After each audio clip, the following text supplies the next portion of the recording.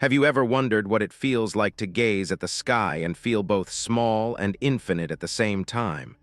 Or to imagine a question so old, so quiet, that it has traveled across centuries, carried by the winds and the mountains themselves? On this calm night, as the world settles into stillness, we are invited to listen to one such question. Why did the watchers leave heaven? Perhaps in its echo, you sense a reflection of your own choices, the silent temptations and desires that brush against your heart when no one is watching. The night stretches like velvet across the peaks of Mount Hermon, its slopes shadowed beneath a veil of mist. The stars above shimmer faintly, their distant light both cold and comforting. Here, in this tranquil silence, it is easy to imagine the beginnings of a story that feels older than the earth itself. A story of beings who were neither fully human nor fully divine, whose curiosity and longing would set in motion events that the world would remember for generations. Some nights, the mind drifts to questions that feel both urgent and unanswerable. Why do we sometimes reach for something forbidden? Why does desire feel so irresistible when we know the cost? These are the same feelings that stirred within the Watchers, the angels who descended upon Hermon long ago. They were creatures of light and responsibility, yet even their hearts were not untouched by fascination. In their gaze upon the earth, they saw beauty, complexity, and life in forms that drew them closer than they had ever intended. The mountain itself seems alive in the imagination tonight, its jagged peaks softened by darkness, its silent slopes holding stories untold. Mount Hermon was more than a place of stone. It was a threshold between worlds, a place where heaven and earth met in quiet alignment. The stories woven into its cliffs and valleys speak of choices that would ripple through time, choices made quietly, with a mixture of awe and hesitation, wonder and longing. Another question rises gently with the night air. What draws anyone toward crossing boundaries they are not meant to cross? In our own lives, we may feel similar pulls, a curiosity that seems innocent at first, a desire that lingers quietly, a temptation that feels almost like it belongs to someone else but suddenly becomes ours. The Watcher's story mirrors this human experience, reminding us that even beings of light are not immune to the soft persuasion of the unknown. The ancient texts that whisper these events to us, the Book of Enoch, preserved through careful hands, along with other scrolls and manuscripts, speak not in loud proclamations but in gentle suggestions. They tell of watchers who came down to earth, of oaths taken in shadows, and of choices that blurred the line between divine and mortal. Tonight, we do not need to unravel every secret. We only need to breathe in the quiet and let the story settle around us like the soft mist over Hermon's peaks. It is in this quiet under the stars that the first hooks of our story appear. The Watchers were drawn to earth not by command, but by wonder. They noticed the simplicity and complexity of life below, the ways in which humans loved, feared, and hoped. They saw patterns, rhythms, and vulnerabilities that called to something deep within them. And perhaps, just as we sometimes feel drawn toward choices that challenge our better judgment, they too felt the tug of what they were not meant to touch. Imagine standing on a ridge of Hermon tonight, the cool air brushing your face, and sensing that same pull. It is a feeling both unsettling and beautiful, the quiet thrill of stepping into a world larger than your own, the soft hum of curiosity that tempts even the strongest heart. Another gentle hook. What if the very act of looking, of observing, of feeling awe at creation carries within it the seeds of choice? And what if some choices, no matter how quietly made, echo through eternity? As we listen to the whisper of this ancient question, it connects with our own lives in subtle ways. The Watcher's descent is a story of longing, restraint, and the moments when restraint falters. It is also a story of connection, between heaven and earth, between observer and observed, between the past and the present. Even tonight, in the quiet of your room, it is possible to feel that connection, to sense that the soft night air carries not only the chill of mountains, but also the weight of decisions made long ago. And so, as the stars continue their slow, silent dance across the sky, let yourself imagine the peaks of Mount Hermon bathed in moonlight, holding secrets of a world unseen by most. Let the soft question linger in your mind. Why did the watchers leave heaven? Let it ripple gently through your thoughts, connecting with moments in your own life when curiosity, desire, or wonder beckoned you to cross a threshold. Before we drift further into this tale, a quiet invitation. If this story touches you in any way, consider subscribing to the channel. Share in the gentle unfolding of these whispers, and if you feel like it, leave a note in the comments with your name, the city you are watching from, and the time when this night found you listening. In doing so, you become part of this story, leaving a soft imprint in its long, winding path across the centuries. Tonight, the whisper of the past brushes against the present, soft as the wind through the mountain pines. The question remains suspended in the quiet air, neither urgent nor demanding, but insistent enough to draw us in. Why did the watchers leave heaven? And in listening, in imagining, in breathing with the night, we begin the journey together, not hurriedly, not loudly, but slowly, as the night itself might carry a story meant only for those willing to listen. The night spread over Mount Hermon like a soft, silky veil, covering its peaks and ridges in a calm, shadowy calm. The air was cool and still, and the stars above twinkled like diamonds scattered across the sky. The faint smell of pine and damp earth filled the air. In this quiet, the mountain seemed to be alive in its own soft way, as if it were breathing slowly under the moonlight and holding secrets that had been passed down through the ages. Every stone, shadow, and whisper of wind seemed to hold a memory of the past, a silent witness to lives and stories that most people have forgotten, but the mountain has not. The geography of Hermon was both grand and subtle. It rose sharply from the land around it, but the edges were softened by forests and streams. The tops of the mountains were often covered in mist, and at night, their jagged shapes became softer and blended into the sky, as if the mountain were trying to touch the heavens it had once known. Quiet streams flowed through valleys, and you could only hear their gentle gurgling if you leaned close and listened carefully. At night, when everything was quiet, even the tiniest ripple of water seemed important, as if every change in the landscape had meaning and history. The slopes had all kinds of terrain, from rocky outcrops to hidden meadows. Each part had the feeling of timelessness that only mountains can have, as if time itself moved differently here. Long before cities and roads crisscrossed the earth, tribes lived in the valleys and on the lower slopes of Hermon. They lived in tune with the mountain, getting to know its moods and secrets. The stars, the seasons, and the wind that spoke through the trees told them what to do with their lives. These people had a different view of the mountain than we do today. They didn't see it as just an obstacle to climb or a resource to take. They saw it as something to respect and understand. Their stories told of spirits that stayed in the shadows, protected hidden paths, and brought messages from the unseen. Every tribe had its own songs and stories that were passed down from one generation to the next. Sometimes, even after the voices had stopped, the songs seemed to echo in the quiet night air. At night, the mountain felt both huge and close. Standing on a ridge and looking out over the valleys below, the mind could wander freely, thinking about what had happened here over the years with people and gods. The gentle light of the moon and stars on Hermon's slopes brought back memories of travelers, wanderers, and watchers.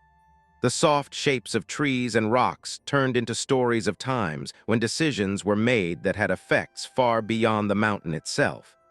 The silence was deep, but it had a subtle energy, as if something old and unseen was watching everything that happened. People used to say that Hermon was a bridge between the divine and mortal worlds. The rustle of leaves, the murmur of streams, and even the faint cry of an animal far away could all sound like messages to people who were paying attention. There was a slow, steady rhythm in the mountain that seemed to connect the present to the past. It was like the mountain was breathing life into something that wasn't there. In this way, Hermon had a quiet power that came from its presence, its age, and the fact that countless generations had seen it without breaking. Even people who only walked its slopes for a short time were moved and thought about it. The stars themselves seemed closer here, and their light gently touched the ridges, turning the ordinary into something quietly amazing. Moonlight pooled in the valleys, giving moss and stone a soft, otherworldly glow. The shadows grew long and soft at the same time, making patterns that seemed to come to life as the wind and the slow movement of night changed them. There were soft sounds all around, like the call of an owl in the distance, the whisper of pine needles, and the faint trickle of water. Each sound made it feel like the mountain was breathing and speaking in a language older than words. People who traveled through Hermon in the past often talked about nights like this, when the mountain seemed to hold its breath and the world below became quiet and mysterious. These stories, which have been passed down through oral history and written notes, suggest that the mountain had a sacred quality. People said they woke up feeling like their dreams were more real, that the stars were giving them advice or warning, or that the wind was bringing them answers to questions they hadn't even asked yet. Hermon was more than just a place on a map. It was a living thing that kept stories and saw what the earth and sky had seen. The forests that grew on its lower slopes made this feeling of quiet mystery even stronger.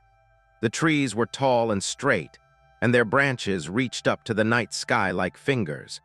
In the spaces between them, moonlight shone through the trees and lit up the forest floor, making the fallen leaves and stones look like they were glowing softly. Animals moved through these shadows without making a sound, and unless you stopped to look closely, you wouldn't have seen them.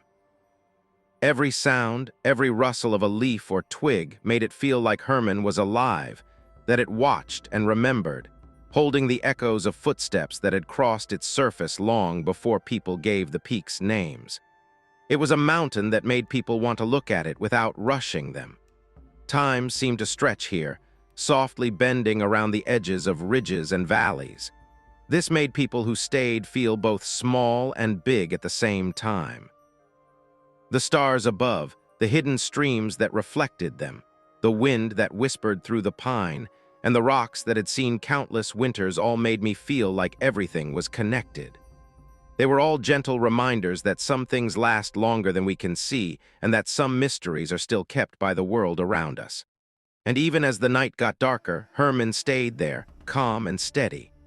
The moonlight, stars, tree whispers, and faint echoes of old voices all found a home on its slopes. It was easy to picture the secrets it had seen, the lives it had watched, and the stories it would keep in silence, waiting for someone to pay close attention to the soft rhythms of the mountain wrapped in starlight. There were beings high above the peaks of Hermon that people couldn't see but could feel. People called them the Watchers. They were angels whose job it was to watch over people and guide them from a distance. But contrary to what many people might think of beings so high up, they were not without feelings. Their hearts were soft, curious, and in small ways very human. The mix of divine power and personal feeling would make their story so interesting and so sad at the same time. They moved through the heavens on purpose, watching the lives of people below. Their job was hard, to keep an eye on people without changing the natural course of events.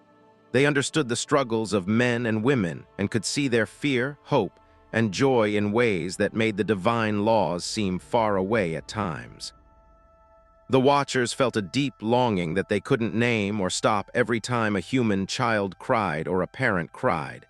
They knew how fragile human life was, but being so close to it made them want to be a part of it, even though they had been told to admire it from a distance.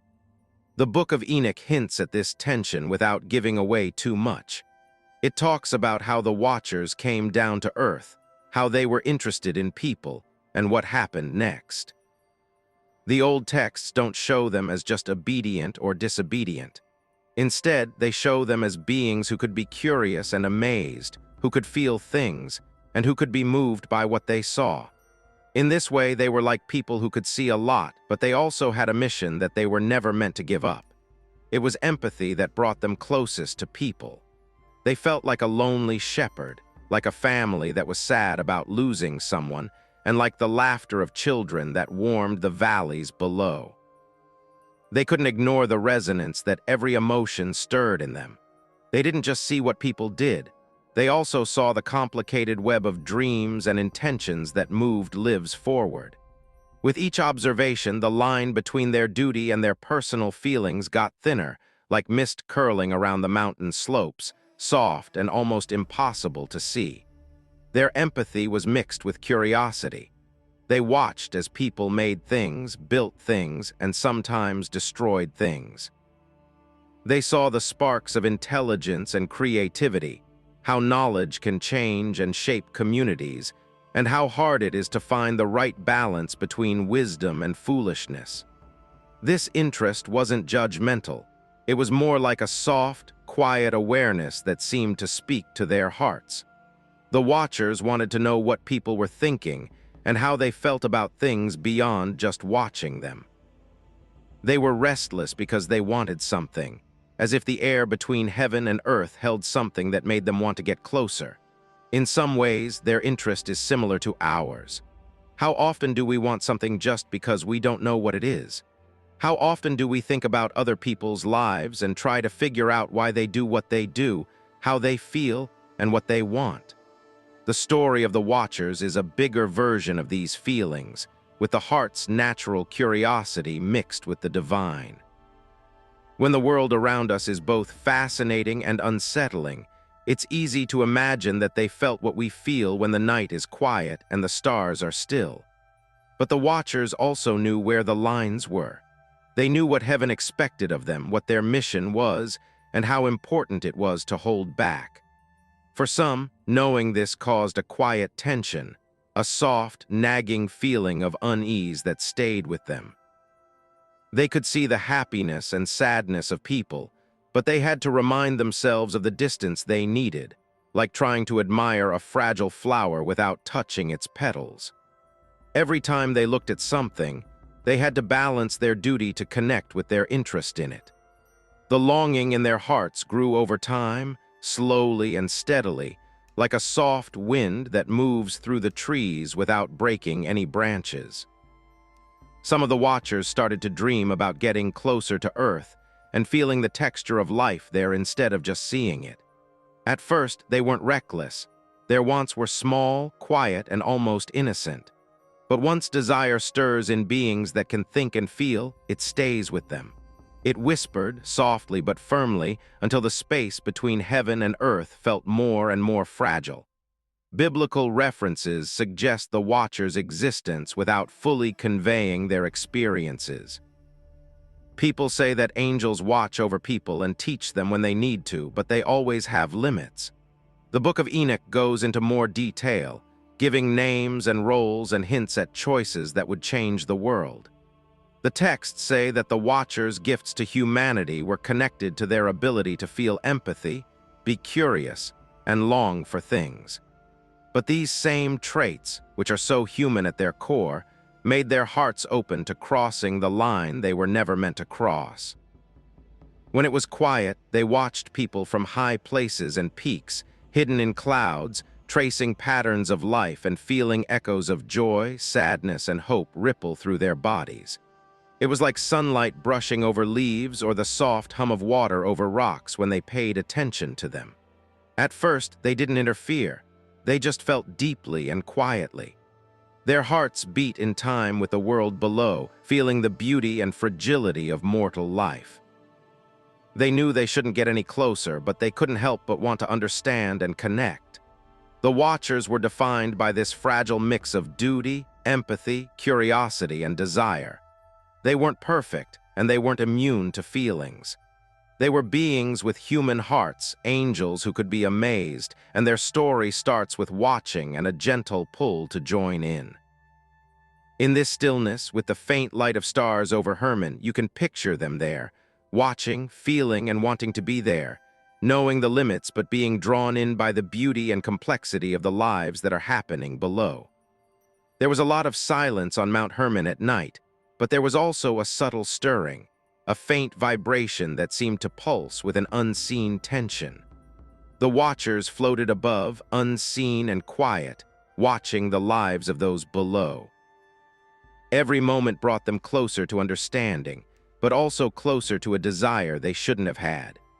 They saw families work hard in the sun, kids laugh for a short time, and hearts bend with grief and fear. And with each observation, a whisper of emotion stirred inside them, soft but strong, a desire they couldn't quite put into words. This sudden desire wasn't sudden. It was like the slow rise of dawn over the mountains, gentle, unavoidable, and impossible to ignore.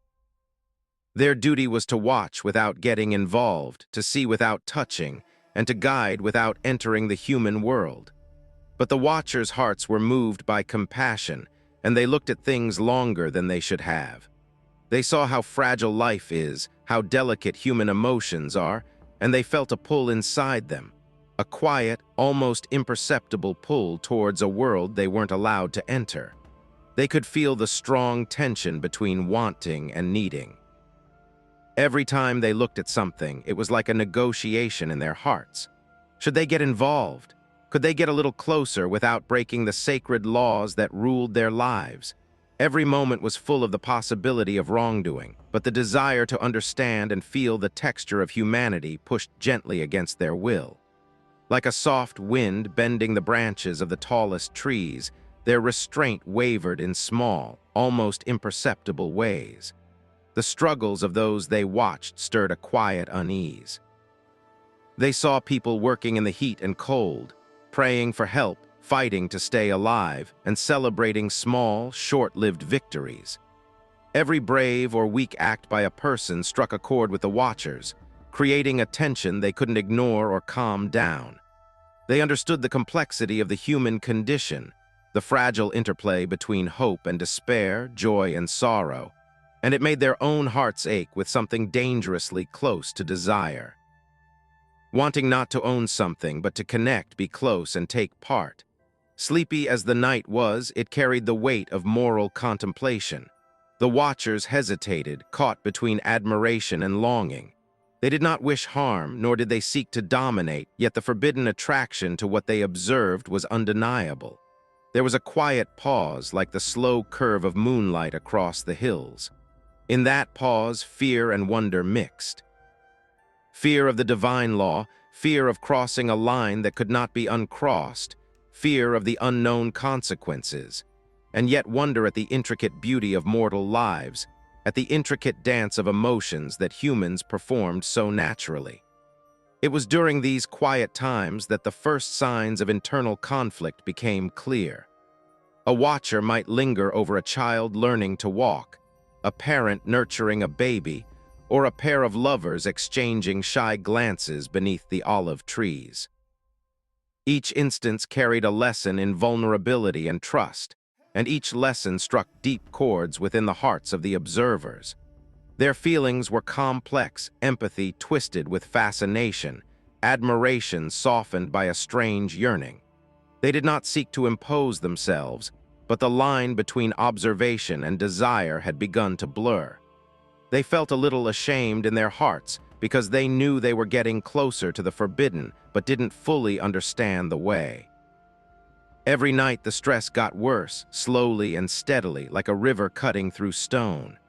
Their desire wasn't loud or rash. It was a quiet voice that followed their thoughts and slowed the beat of their obedience. The mountain kept their secret at night, with angels torn between empathy and curiosity on the slopes, their hearts straining against the limits that had been set for them. The watchers kept looking at the stars, which were far away and cold, but they were drawn to the warmth of human emotion.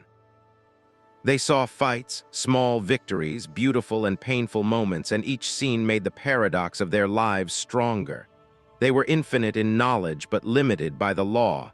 They were elevated in being but moved by the simple, fragile grace of life below. This soft, constant tension was at the heart of the first stirrings of forbidden desire. It was calm, careful, and almost invisible, but it couldn't be stopped. It was like a soft current under the still surface of the night. As they watched in silence, hesitation took on a life of its own. The watchers could feel the pulse of humanity like a sad, soft song, and they wanted to join in.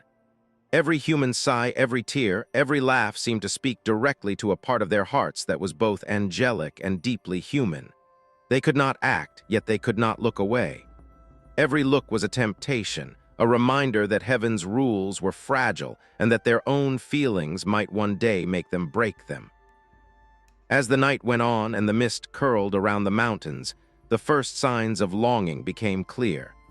The watchers felt a tension that had no easy resolution, a soft friction between their sacred duties and the silent, persistent pull toward the lives they observed.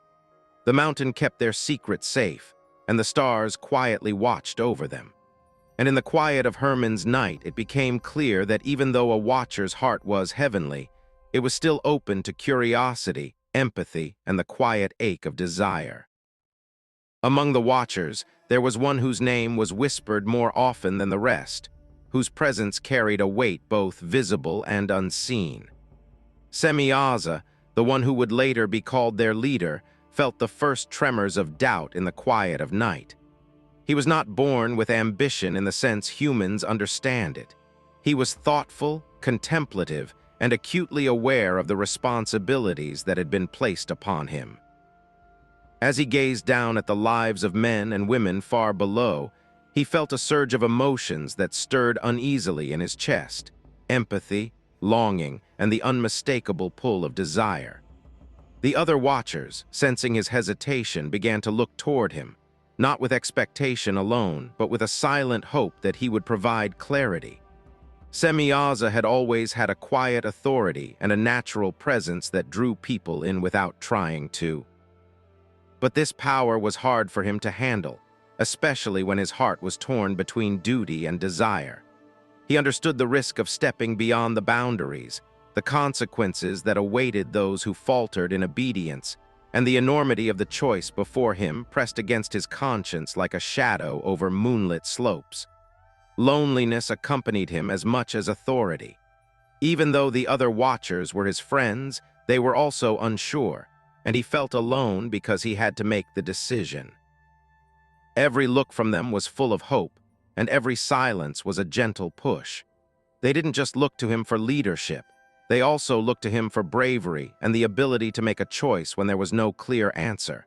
And even though their dependence made him feel responsible, it also made his quiet fear that maybe he wasn't cut out to lead grow stronger.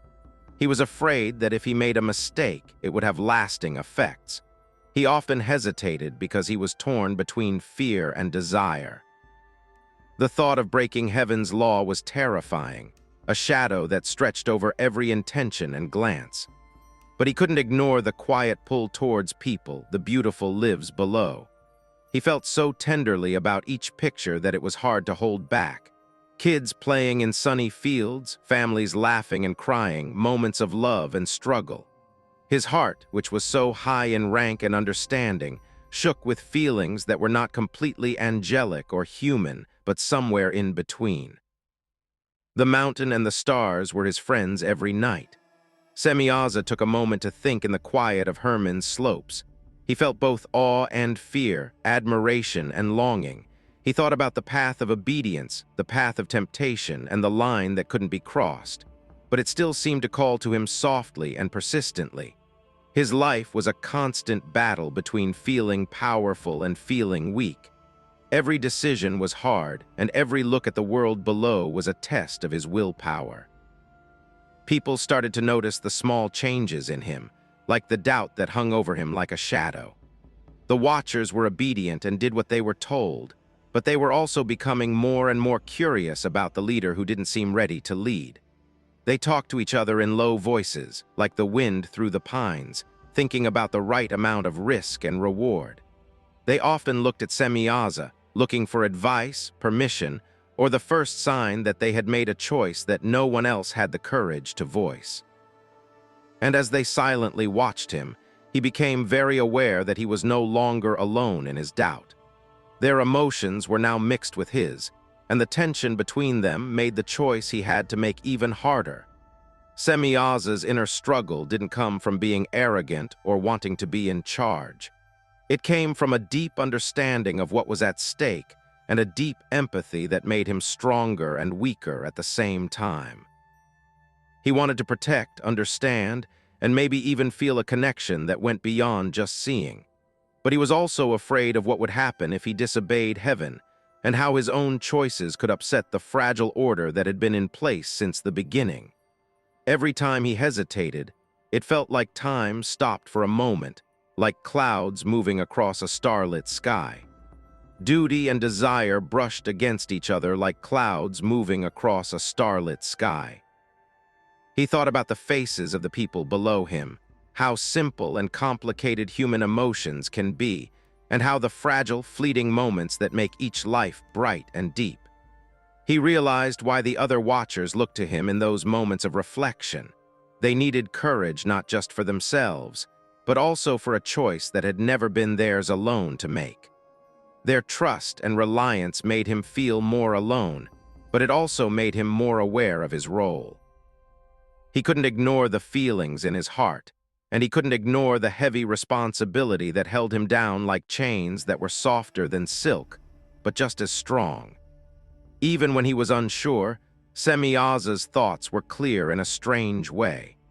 He knew that what he was feeling was unavoidable, and that his empathy and longing were not failures, but extensions of the same qualities that had made him a watcher in the first place. The heart that fought against desire was also able to understand, be kind, and connect with others. But the mountain's silence weighed on him, reminding him that some choices could not be changed, and that every look and thought of joining in brought him closer to the forbidden. So he stayed there, caught between the looks of those who looked up to him, the quiet pull of the people below, and the rules that kept him in the sky. He was slow and careful in his hesitation, and there was a quiet fear, careful observation, and an emotional conflict that words couldn't fully describe. In that stillness, with the soft glow of stars over Mount Hermon, Semyaza's heart beat with a tension that was both human and divine.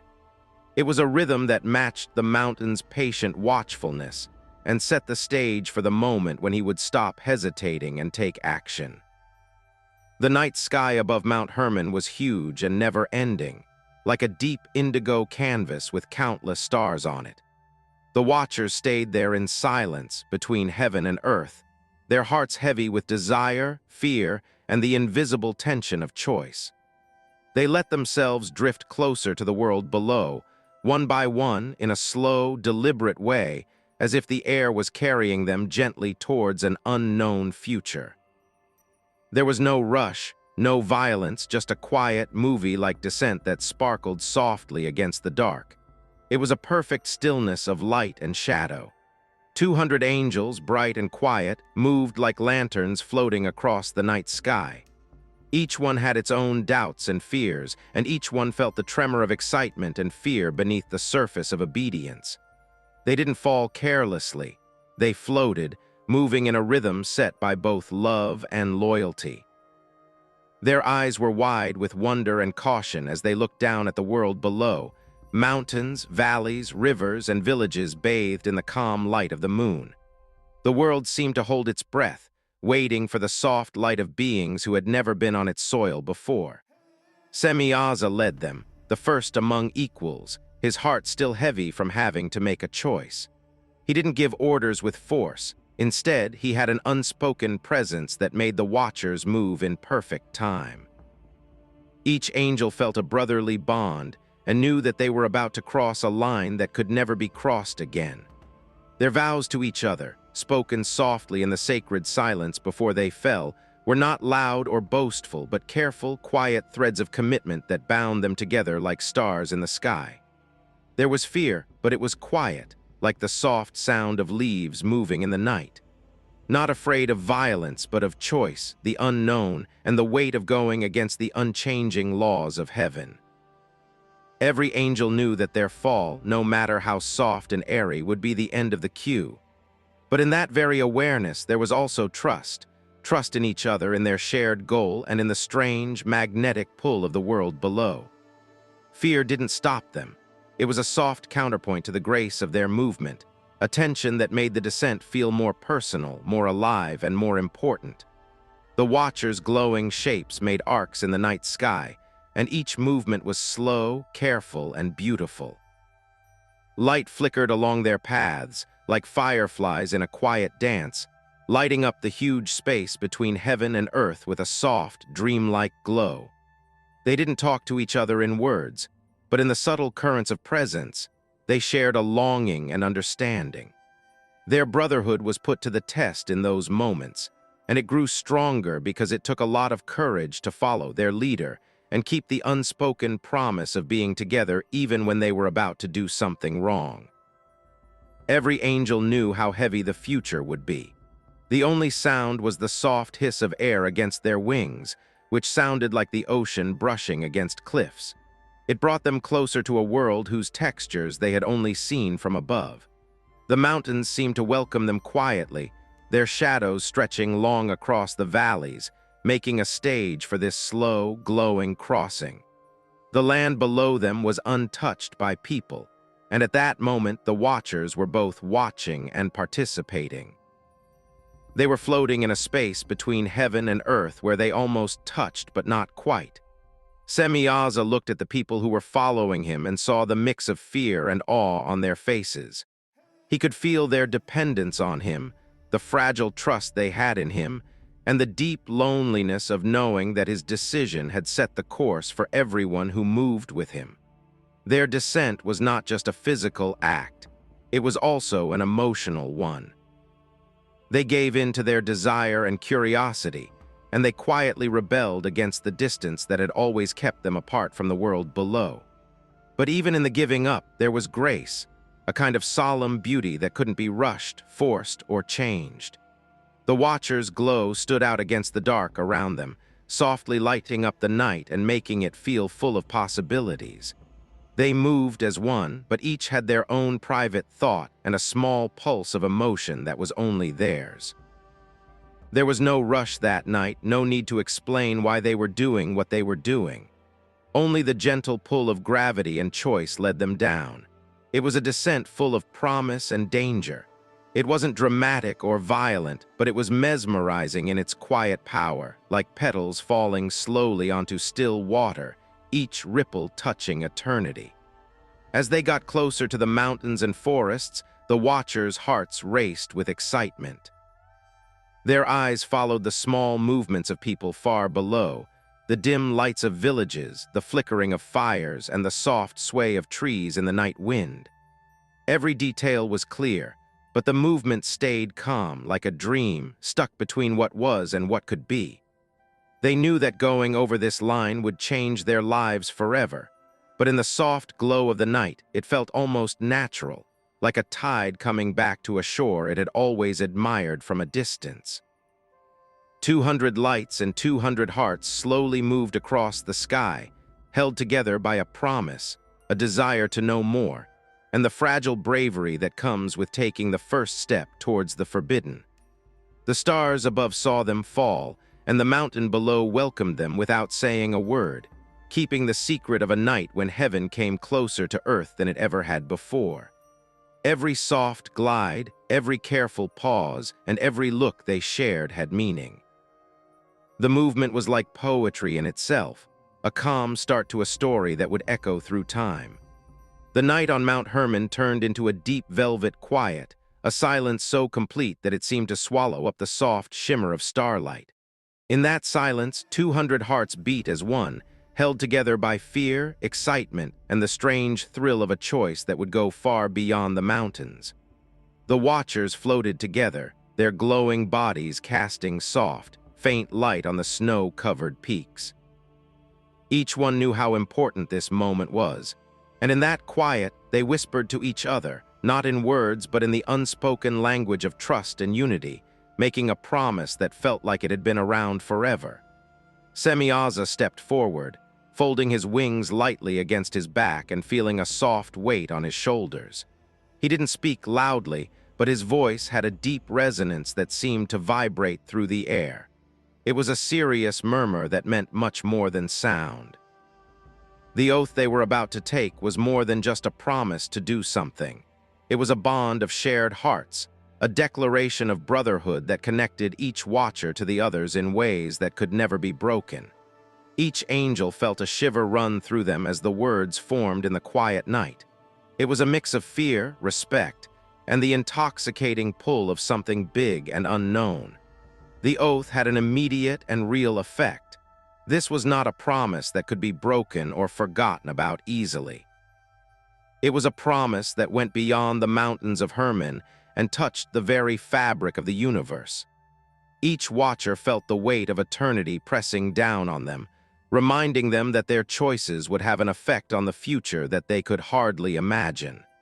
But underneath the heaviness, there was a warm feeling, a shared bravery of hearts that were connected, and the thrill of stepping into a story that had never been written before. Semyaza looked into the eyes of his friends and saw the mix of feelings there: desire, doubt, curiosity, and the faintest glimmer of hope. Their oaths were as much about working together as they were about doing something. They all agreed that they were moving forward together, no matter what. And in the quiet of the night, the mountain seemed to lean in closer, as if it knew that history was being quietly changed in the space between the earth and the stars. The watchers felt the oath in their hearts even before their wings moved. They realized that their choice was not just for them, but for everyone in the universe. Each angel looked down at the human world below, where the villages and rivers were bathed in moonlight. They understood in the softest whisper of awareness that their promise tied them to something much bigger than their own wants. It was a promise that showed they cared and were interested, a quiet recognition that the lives of the people they watched would always be connected to their own. The moment felt like a dream, slow and almost never-ending.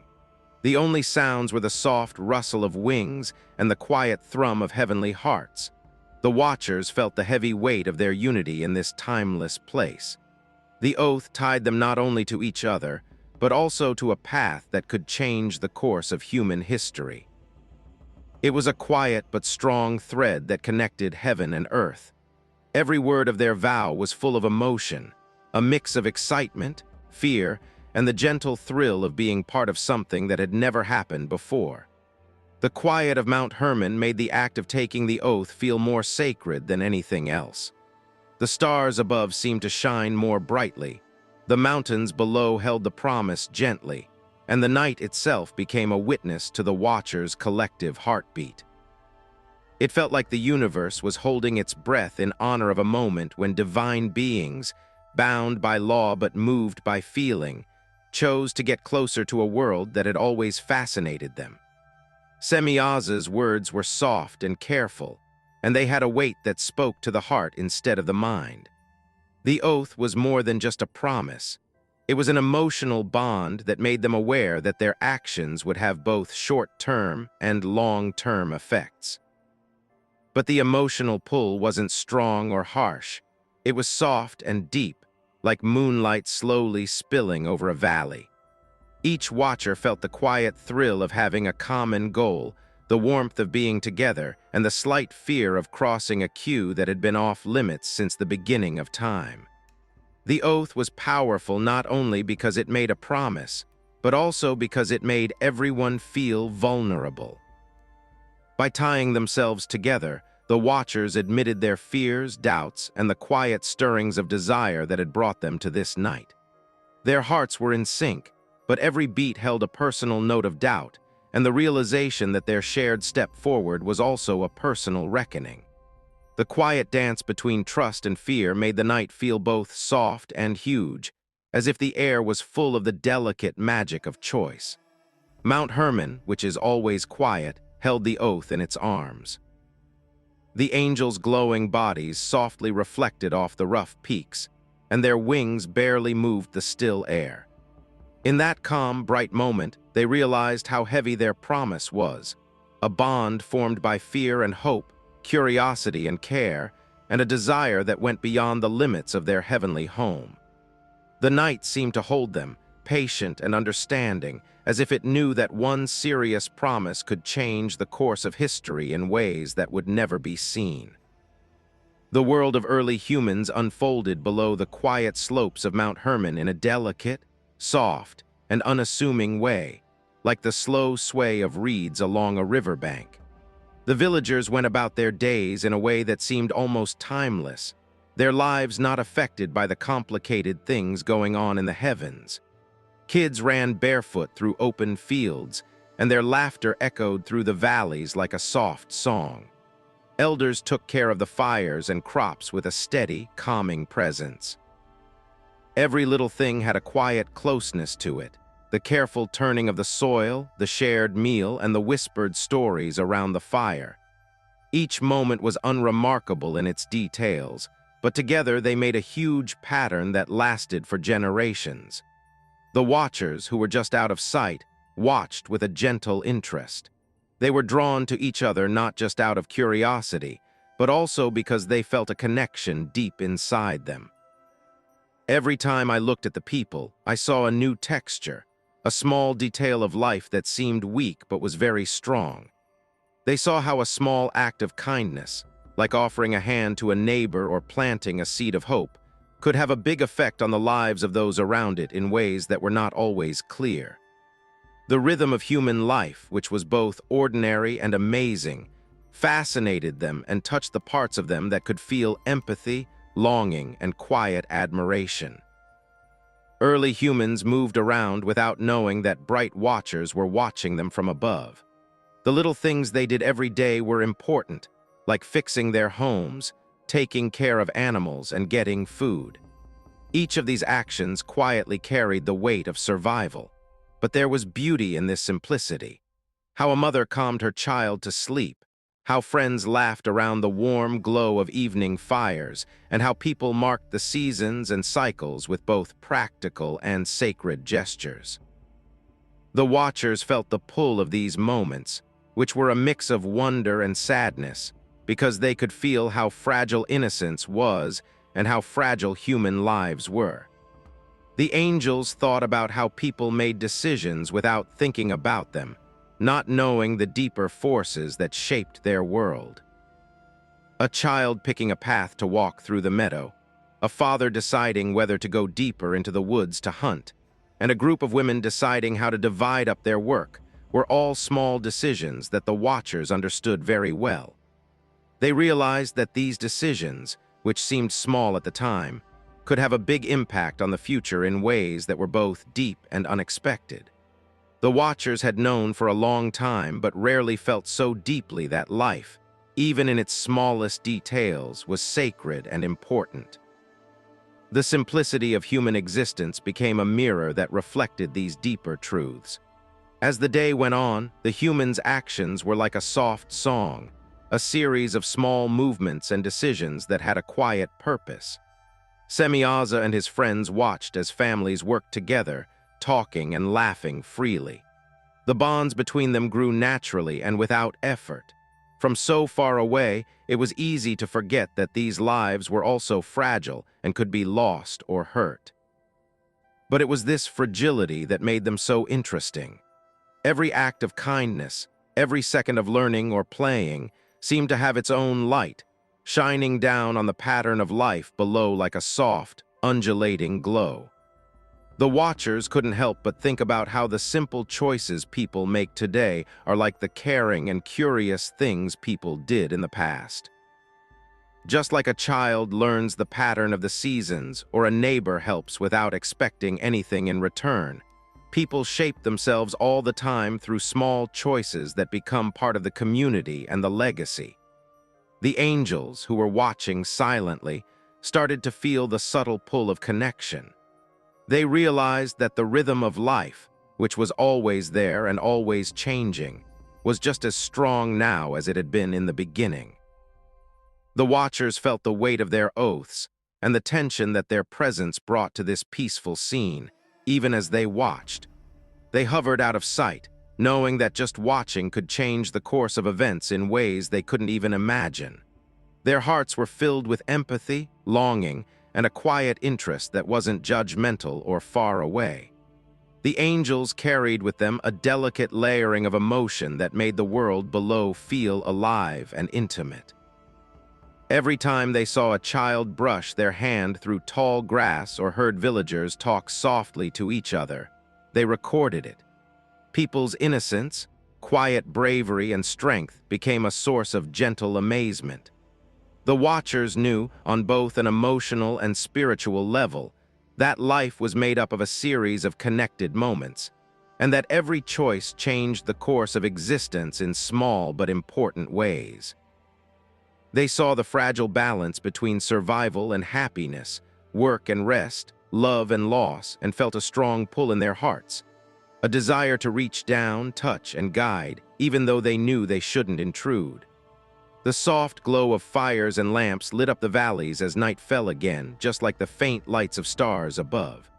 The humans' rhythms slowed down, the laughter turned into quiet talk, and the kids snuggled up to their parents. The watchers stayed in the dark, their hearts in tune with the delicate pattern of life below. Every movement, sigh, and look of concern had meaning. They were a quiet reminder of how beautiful life is, even without knowing what was going to happen. During that peaceful moment, the angels felt the weight of their duty to watch over the world. They knew that this moment was both a gift and a fragile prelude to the storm that their presence and future choices might one day wake up. The watchers watched people with a mix of wonder and restraint as the soft light of dawn spread across the valleys. Their hearts were drawn to the small, curious minds of those below. The air was calm, and the only sounds were the distant murmur of streams and the rustling of leaves in the morning breeze. It was in this calm, slow light that the first small gifts of knowledge began to change people's lives. They weren't given orders. Instead, they were offered softly, like a whispered gift, a gentle hand through mysteries they had never known. People found metals hidden in the ground. When they were held up to the sun, their surfaces sparkled like quiet stars, which made people feel both awe and caution. They studied them with awe, learning how to shape and use them. Their small hands traced the edges as if they were memorizing the secrets of the world. Herbs and roots, which people already knew about, became tools for learning new things. The watchers taught people how to heal, calm down, and use their subtle powers with care and attention. The people who learnt this were both afraid and respectful of it, knowing how powerful and fragile it could be.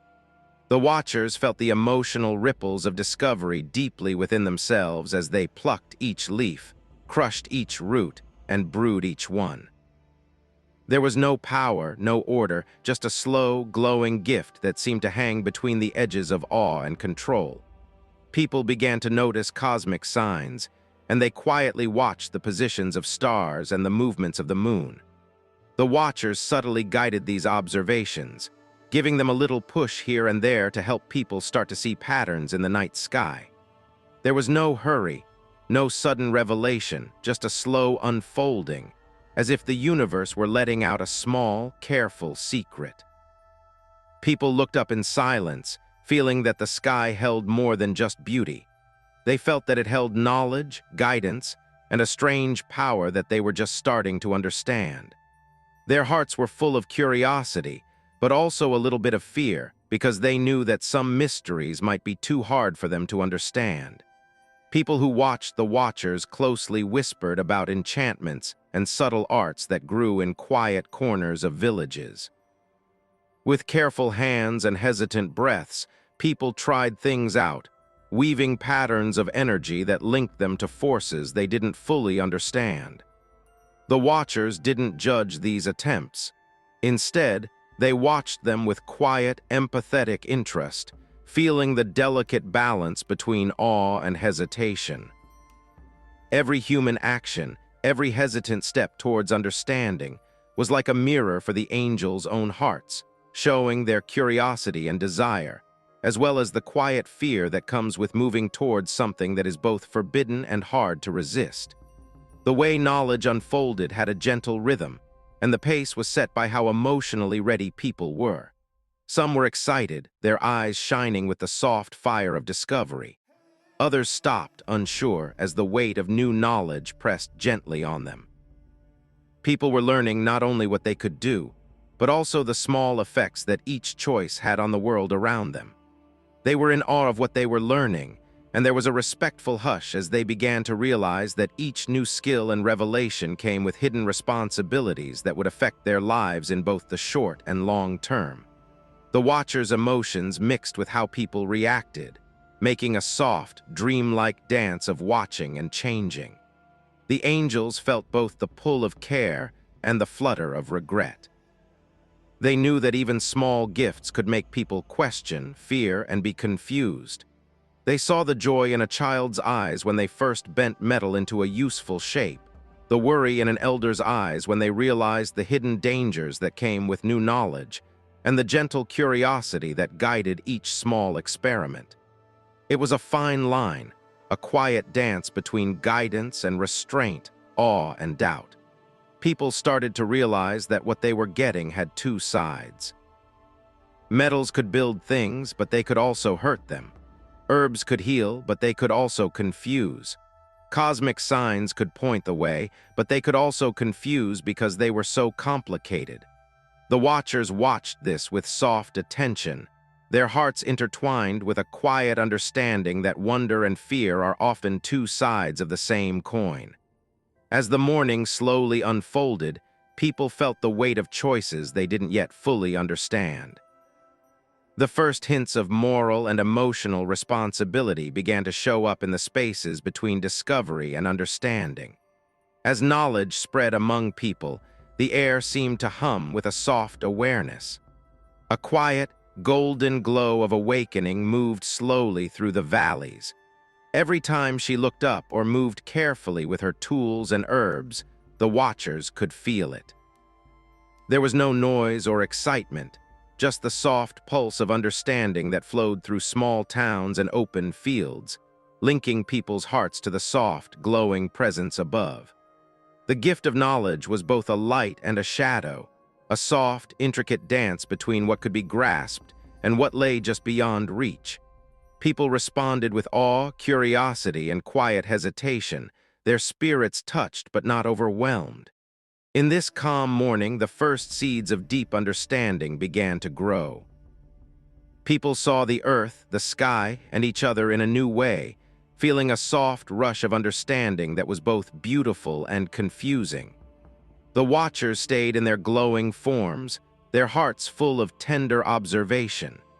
They knew that what had started as a small gift could grow into something much bigger, something that was both delicate and strong, awe-inspiring and possibly burdensome. And in the stillness of that peaceful moment, the mountains of Hermon saw the first soft stirrings of knowledge that would spread through generations, slowly changing the way people think. As the soft light of early dawn spread across valleys and rivers in the quiet peaks of Hermon, Azazel moved with a quiet intensity, an energy that seemed to shimmer like a faint fire in the shadows. His eyes followed the people below, noticing the curiosity and raw potential that was stirring in the small towns.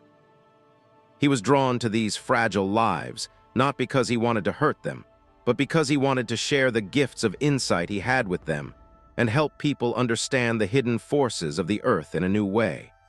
The watchers had already touched their hands with metals, fire, and delicate crafts, but Azazel's attention turned to something deeper, a shining spark deep within the earth, a force that could change ordinary life into something bright and complicated. He walked quietly over the peaks, thinking about the minerals that were hidden there and the calm energy of the land. He thought that people could learn to control this fire, bend it into tools and buildings, and use it for warmth, protection, and food. Each thought sparkled with the possibility of creativity, but there was also a sense of unease underneath the interest. Azazel could tell that bringing in that kind of power would be hard, a fine line between giving advice and getting in the way.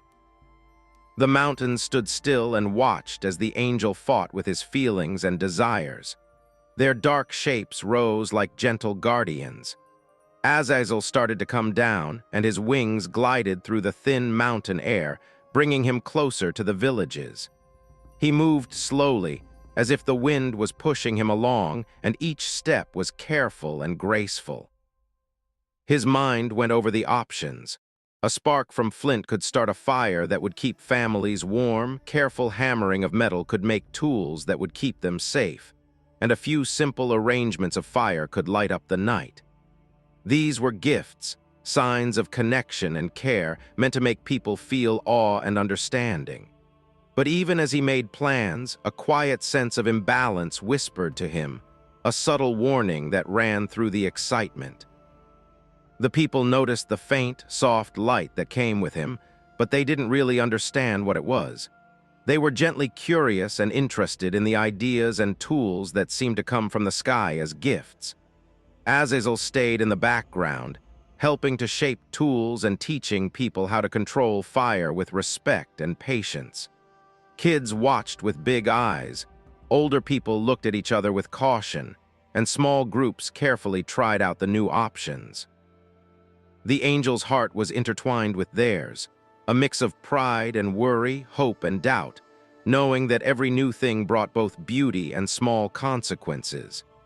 As the new ideas took hold, Azazel felt a quiet tension in his mind. He wanted to help and make the world a better place, but he could feel that his gifts upset a natural balance, a fragile harmony that had been there since the first spark of insight touched their hands. Metals were bent and shaped in new ways, herbs were mixed with fire to make new effects, and looking at the stars helped with experiments. Each new idea brought progress, but it also brought uncertainty.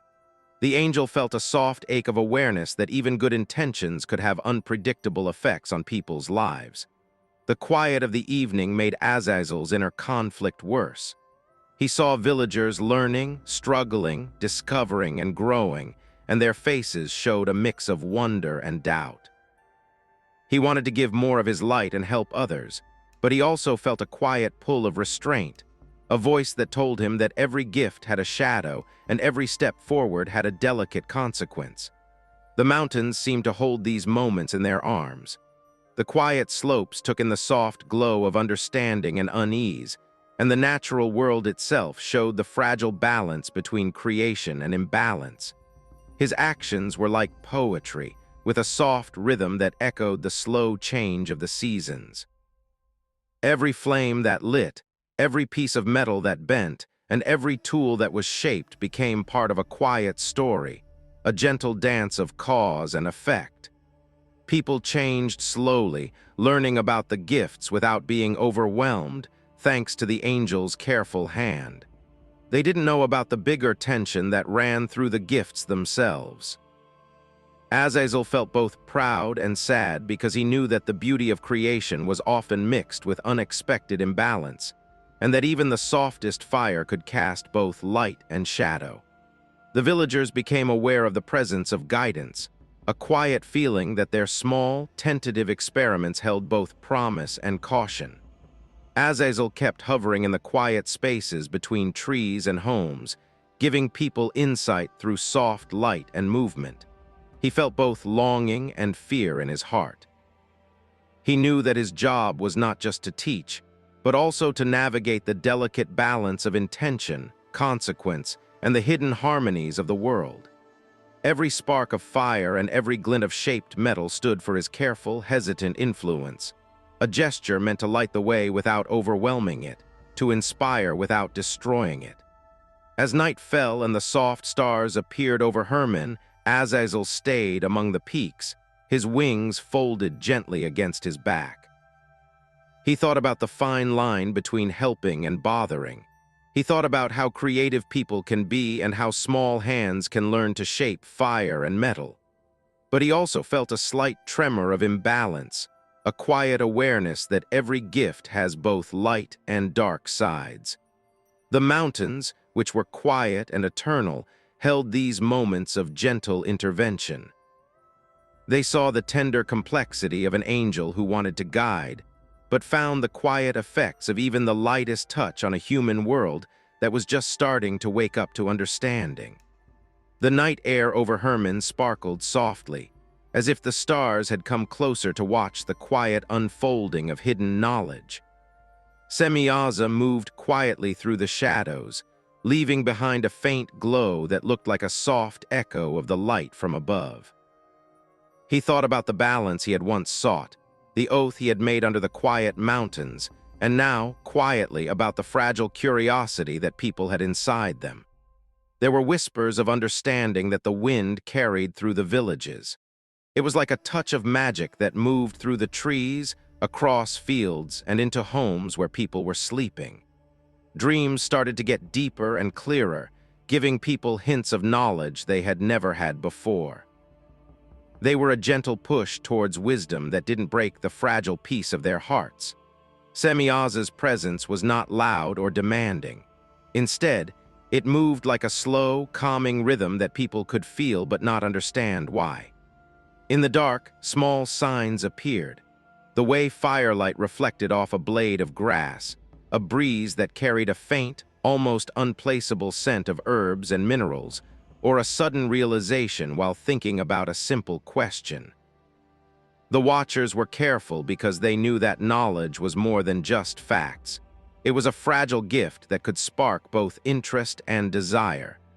People felt these stirrings as small tugs at their hearts, a faint thrill of understanding, and a whisper in their minds that told them to look deeper, to wonder, and to think of things they had never thought of before. These quiet changes drew a lot of women, especially human women. In the quiet of the evening, they felt something different in the wind, a soft pull towards hidden truths that were tucked away in the folds of the world. They weren't afraid. They were curious and instinctual. They had a vague sense that there was something beyond normal life, something bright and mysterious, waiting to be found. As they walked barefoot through the soft earth at night, they looked up at the sky and saw patterns in the stars or the way distant rivers sparkled. Every sight seemed to promise understanding, a quiet revelation that made me excited and uneasy, but never fully scared. Semyaza paid close attention to these awakenings in a soft, protective way. There was no force in his guidance. It was just a careful weaving of possibilities and a gentle opening of awareness that let people learn at their own pace. He moved in both dreams and real life, with soft images and faint whispers crossing into sleeping minds. These dreams were strange but lovely. They were full of light and had pictures of metals shaped into delicate shapes, herbs glowing softly in the moonlight, and patterns across the fields that looked like the stars moving. People woke up with a sense of wonder that wouldn't go away, a question on their lips that they couldn't name yet, and a feeling that the world was bigger than they had ever thought. The emotional pull grew stronger over time. The watchers saw that the first signs of wanting to understand didn't happen right away. Instead, they grew slowly, like seedlings in rich soil, with gentle observation and subtle guidance. In quiet voices, women shared hints about their experiences with each other, comparing dreams and feelings and finding that they all felt a deep connection to these hidden truths. The night softly carried these conversations, as if the air itself moved to protect the innocence and wonder of those who wanted to learn, letting curiosity grow without going too far into fear or overwhelm. This delicate dance was heavy on Semyaza's heart.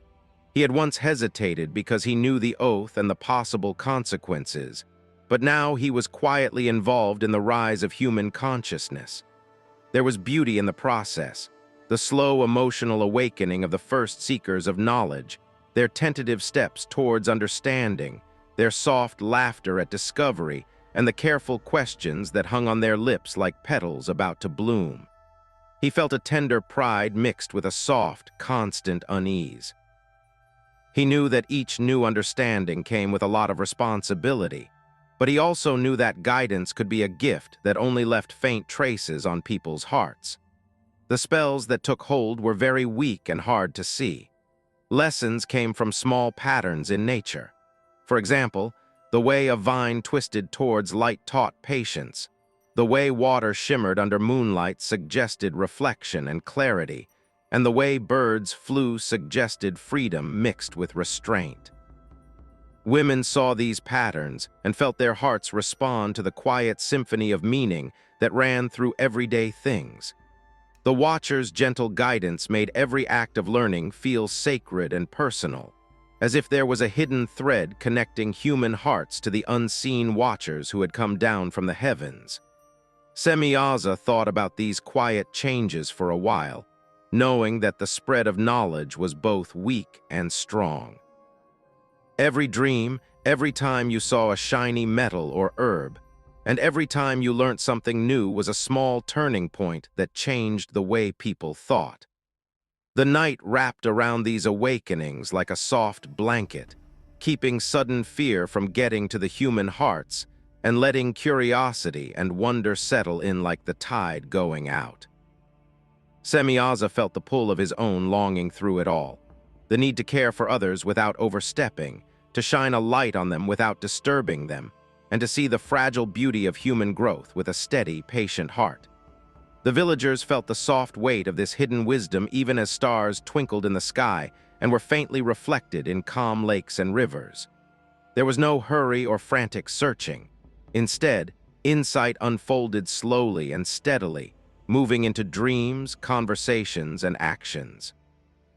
It was during these fragile times that the Watcher's guidance began to weave together the first threads of human understanding, making a quiet tapestry of curiosity, desire, and awe.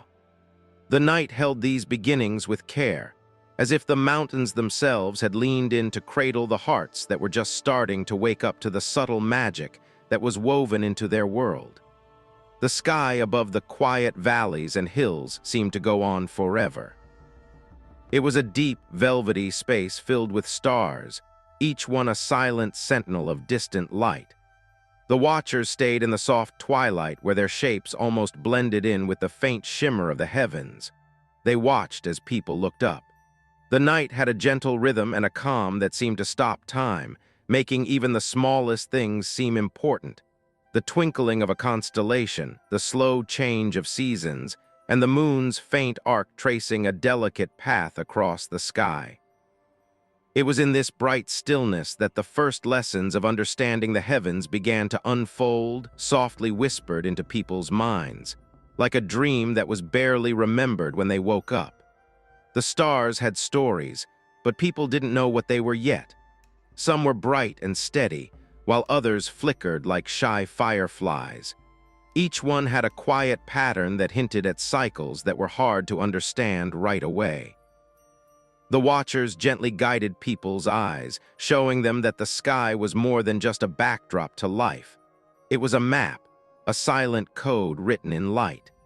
They pointed to constellations, not with words but with a soft touch of inspiration that seemed to come from the chest when a pattern was noticed, like when a star's motion matched the flow of a river or the sway of a tree in the wind. Enoch, more than anyone else, began to notice these signs more clearly. The Watchers came closer, their glowing presence soft and calming, and they taught him to hear the whispers of the heavens. He carefully followed the movements of the stars, learning how to chart their positions over months and years, and how their rhythms matched the cycles of the earth, like the seasons changing, crops ripening, and rivers flowing. There was a quiet respect in each observation, a connection between the divine and the human, between curiosity and understanding. People around him noticed how quietly he was paying attention and felt the urge to look up, their hearts swelling with the first hints of wonder that the heavens could speak in ways they had never thought possible. This soft flow of wisdom seemed to make the night pulse. As people learnt, they started to see patterns in things that had been dark before and harmony in things that had seemed chaotic. The stars acted like soft guides.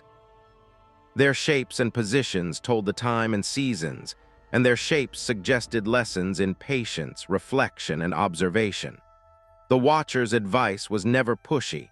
It was a whisper in the wind, a soft light on the horizon, or a sudden understanding that came out of nowhere.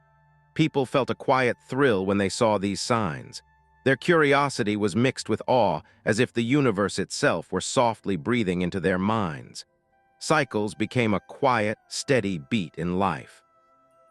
People didn't pay too much attention to the moon's rise and fall, the changing constellations, or the changing of the seasons. The watchers encouraged this observation by subtly reminding people that paying attention and thinking about things could help them see things that weren't immediately obvious.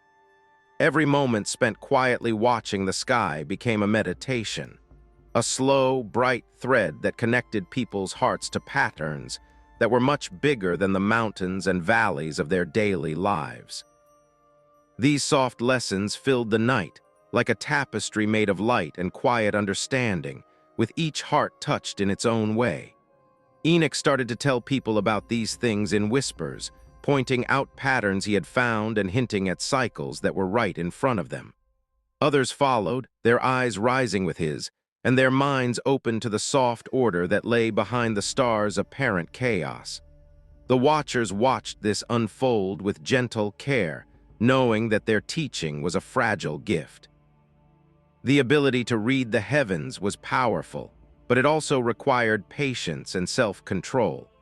Knowledge was given slowly, like the soft dawn breaking over a valley, revealing truths that were both simple and deep, subtle yet life-changing in the stillness of open hearts. The stars looked like they were dancing slowly, with a silent choreography of light across the dark space. People noticed the cycles, felt the gentle rhythm, and started to understand what they meant. For example, the rise of certain stars meant that it was time to plant or harvest, and the alignment of constellations meant that it was time to plant or harvest. There was no rush or harsh instruction. Instead, there was a calm unfolding and a peaceful awareness that the sky itself held stories to be read, with each symbol being a gentle invitation to understand. These quiet times helped me feel connected to the heavens, as if the watchers were not distant rulers, but kind guides who showed me the way through both light and shadow. As the nights went by and people got used to looking up at the sky, the process stayed subtle, immersive, and meditative. Some people found rhythms by tracing the stars with their fingers in soft soil, while others did so by noticing how rivers and trees lined up with stars above. Semyaza, Azazel, and the other watchers watched these events unfold with hearts that were in tune with the emotional impact of each new discovery. They knew that the gift of celestial understanding came with both awe and duty. People began to realize that knowledge was not just a tool, but a bridge, a quiet, glowing link to the forces and patterns that shaped their world. It flowed gently from the hearts of the divine to the attentive awareness of the earth-bound. When the first soft stars began to twinkle over Hermon in the quiet of the evening, the women of the villages felt a gentle stirring in their hearts, a curiosity they couldn't put into words. It was as if the night itself had changed, wrapping them in a soft hug of wonder and desire. Dreams came softly, bringing with them hints of glowing shapes moving just out of sight and shadows of beings whose presence was felt more than seen. These people looked like they were right next to me, but they also looked like they were far away, like a song I couldn't quite remember. The women woke up with lingering thoughts, a soft echo of light brushing against the edges of their minds, making them both curious and uneasy. They didn't talk much about these dreams. Instead, they looked at each other and whispered things that meant more than words could say. One person would smile at another in a way that showed they understood what they were both going through, and the other would nod in quiet understanding, knowing they weren't the only ones who felt the invisible thread of connection running through their nights.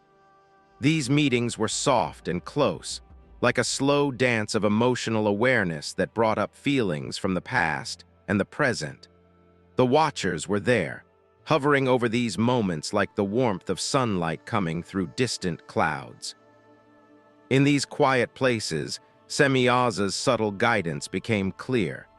He moved slowly, knowing that people's hearts were opening up to new ideas and questions. He wasn't loud. He was a soft light that touched the edges of perception and an almost inaudible whisper of encouragement that the women could sense but not fully understand. Through dreams and the quiet guidance of the night, the first emotional ties began to form. They were intangible but deep, connecting human hearts with beings whose origins seemed to be woven into the very fabric of the cosmos. Curiosity grew slowly, like a young plant in soil that was soft and full of wonder. The women were drawn to the mysteries that shone through the veil of everyday life. They could feel patterns, whispers, and gentle movements in their surroundings. The moon's reflection made the rivers shine in a strange way. The trees moved in ways that seemed to answer questions that weren't spoken, and the stars themselves seemed to twinkle in a way that showed they knew what was going on. Each little thing I saw made me more aware that there was more to life than what I could see and touch. There was a hidden depth that was slowly revealing itself in the stillness of night. The dreams were fluid and poetic, mixing pictures of glowing figures with soft textures from real life. Someone might see a faint light hovering over the riverbank where they used to walk, while another might feel a presence guiding their hands as they shaped clay or gathered herbs. These experiences didn't scare them. They just filled them with a slow, all-encompassing sense of wonder. They felt like the world had gotten bigger, and that the watchers' gentle attention reached into the quiet parts of their lives.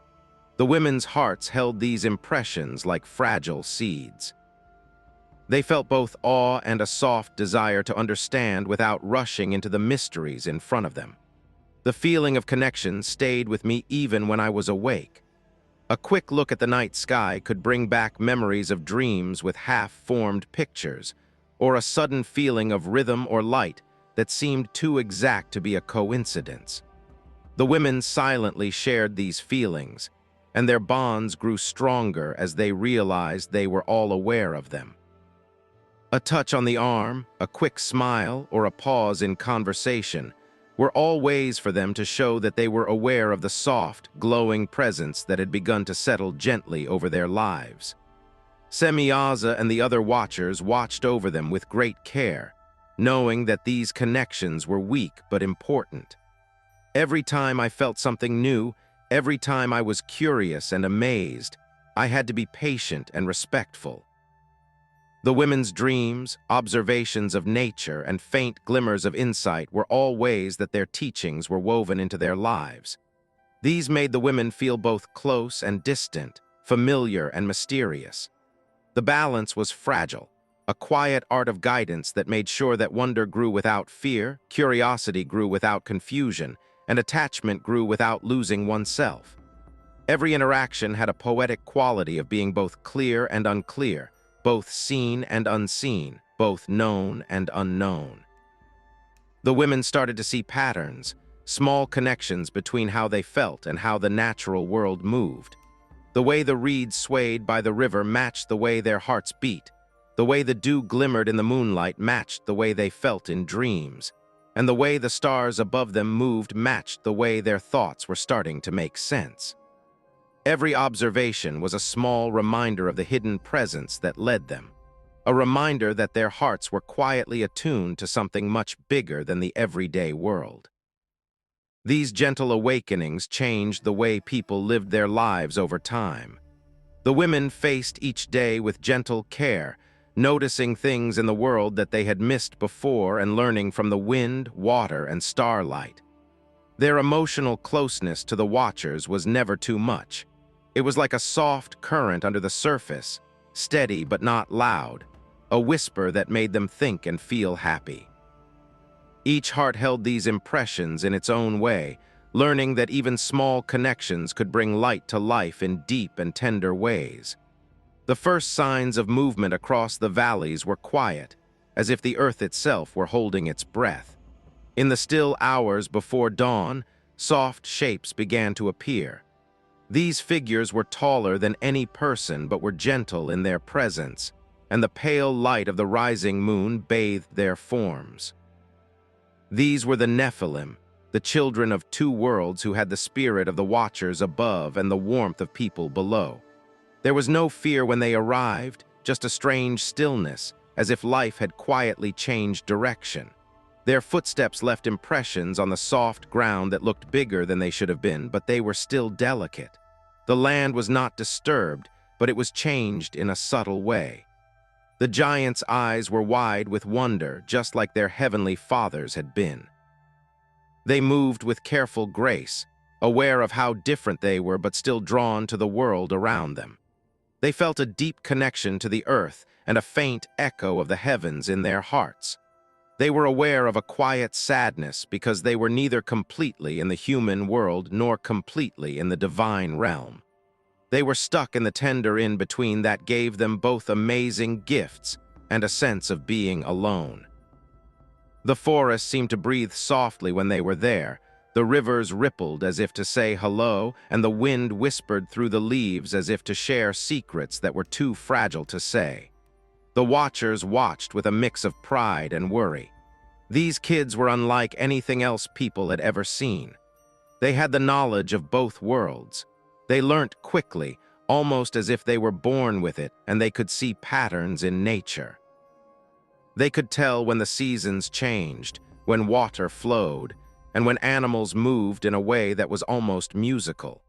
But there was also a hidden sense of imbalance, a tension that hung in the air like a note held too long in a soft melody.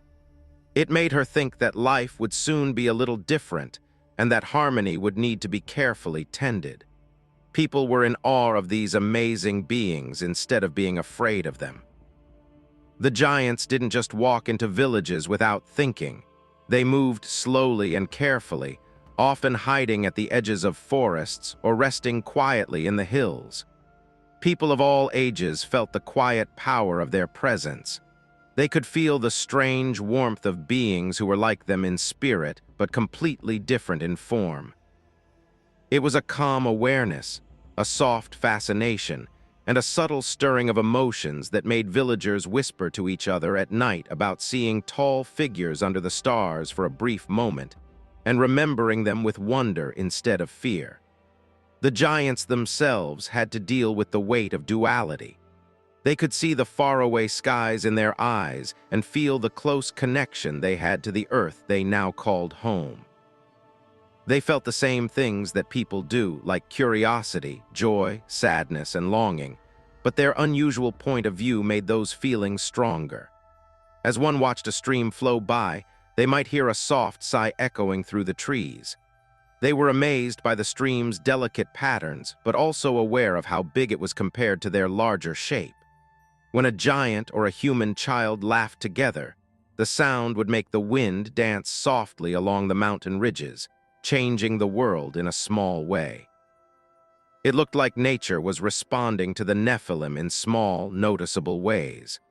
Flowers bent a little as they passed by, streams changed direction with their weight, and even the tallest trees seemed to lean towards them as if they were acknowledging both the wonder and the imbalance they brought. This change didn't involve any violence. It was just a slow change in the environment to make room for life that had never been on Earth before. The mountains and valleys welcomed them without saying a word, giving them room to explore and watch quietly, but also hinting at a slow change in the world's rhythm to make room for beings caught between two lives. The Nephilim traveled the world with quiet respect, carefully touching the earth and sky, and feeling both the harmony and the imbalance. They learned how human communities work by copying small gestures, watching subtle behaviors, and sometimes showing their understanding through small acts of kindness or unexpected insight. People who saw them were not afraid. They were in awe and thought about them. They felt the gentle pull of stories, the idea that life was deeper and wider than they had ever thought, and that the Watchers' influence now reached into the hearts of the people they had left behind. The giants would sometimes stop at the edges of forests and mountains to look at the stars and feel the quiet pull of the heavens on their souls. They could feel their father's presence in a soft way that reminded them of where they came from and their responsibilities.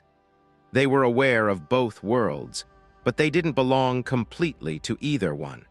They carried the beauty of both worlds in their hearts. This duality gave them a calm understanding of the cycles of life and the fragile balance of human existence, even as small changes in nature began to hint at changes that had not yet fully happened.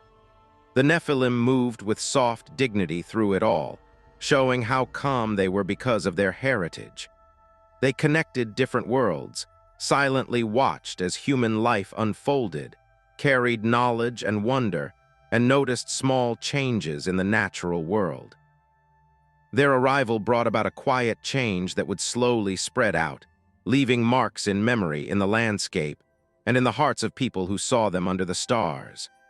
The mountains kept their presence a secret, the rivers whispered their passage, and the wind carried hints of their gentle awakening, a lullaby of two worlds coming together in peaceful, glowing balance.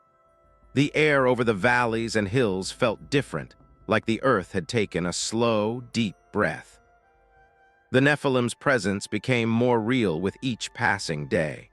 Their footsteps pressed softly but steadily into the ground, and their quiet movements sent gentle tremors through the rocks and roots. The shaking wasn't violent. It was more like a subtle pulse that ran through the landscape. It was a rhythm that was so faint that even the wind seemed to slow down and pay attention, as if the world itself were making room for these amazing beings. The people who were used to the quiet changes in the forests and rivers started to feel the change. They felt a mix of awe and unease, as if life itself had shifted in a way they couldn't yet name. The Nephilim moved with careful grace, learning how to fit in with the delicate rhythms of human communities. But just being there gave them power, a quiet, bright force that couldn't be hidden. The trees bent a little as they passed, the streams changed how they flowed, and the land seemed to hum with new energy. Even the animals acted the same way, moving carefully around these tall kids from two worlds. These tremors were both fascinating and scary for people. They felt the ground shift beneath their feet as if reality itself were bending to make room for beings that were both strange and mysterious. Every morning, the Nephilim learnt more about how they were connected to nature. They were very strong, but they were also very aware, which let them interact with the earth in ways that humans couldn't fully understand. When they walked along the banks of rivers, the rivers changed course a little bit. When they touched the stones carefully, they settled into new patterns, and seeds grew in places where nothing had grown before. Nature, though strong, started to change in response to this growing presence, which made things a little off balance that people could feel as a quiet unease, a tension running through everyday life. The early humans were both fascinated and scared by these changes. They felt both the excitement of seeing amazing beings and the fear of feeling powers they couldn't understand.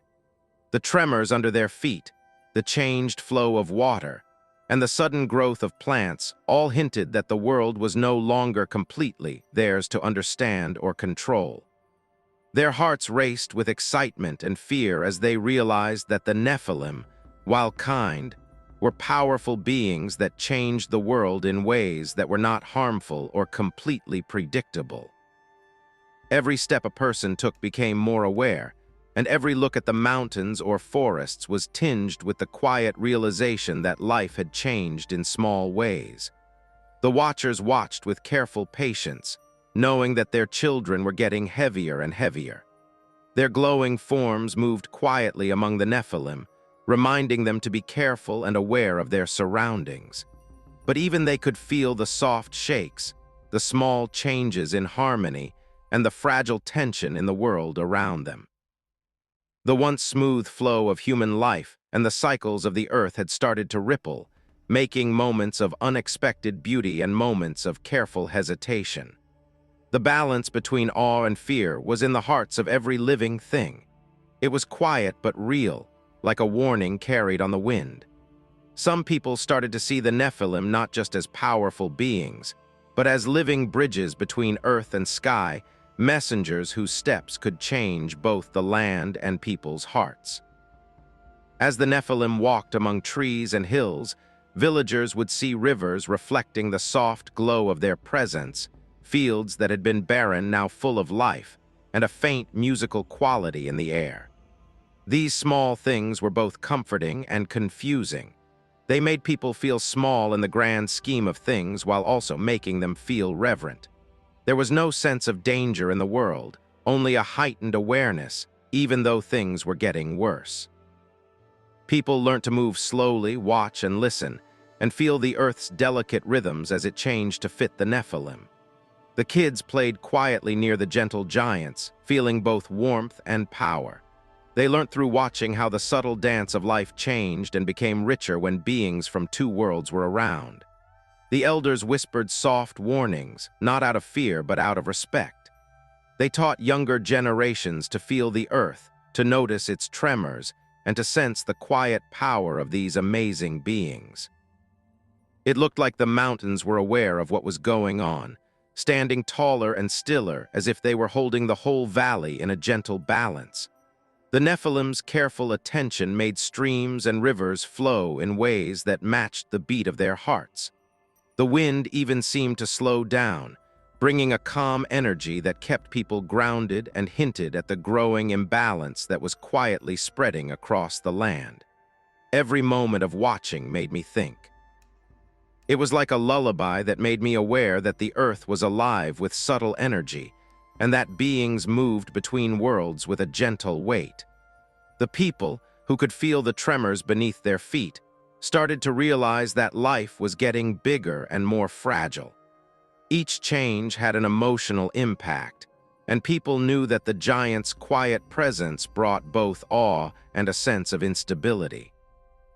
The rhythm of daily life grew, tempered by respect for the new, soft awe for the beautiful, and careful attention to the small changes in a world that had been changed forever by those who had walked from the heavens to the earth.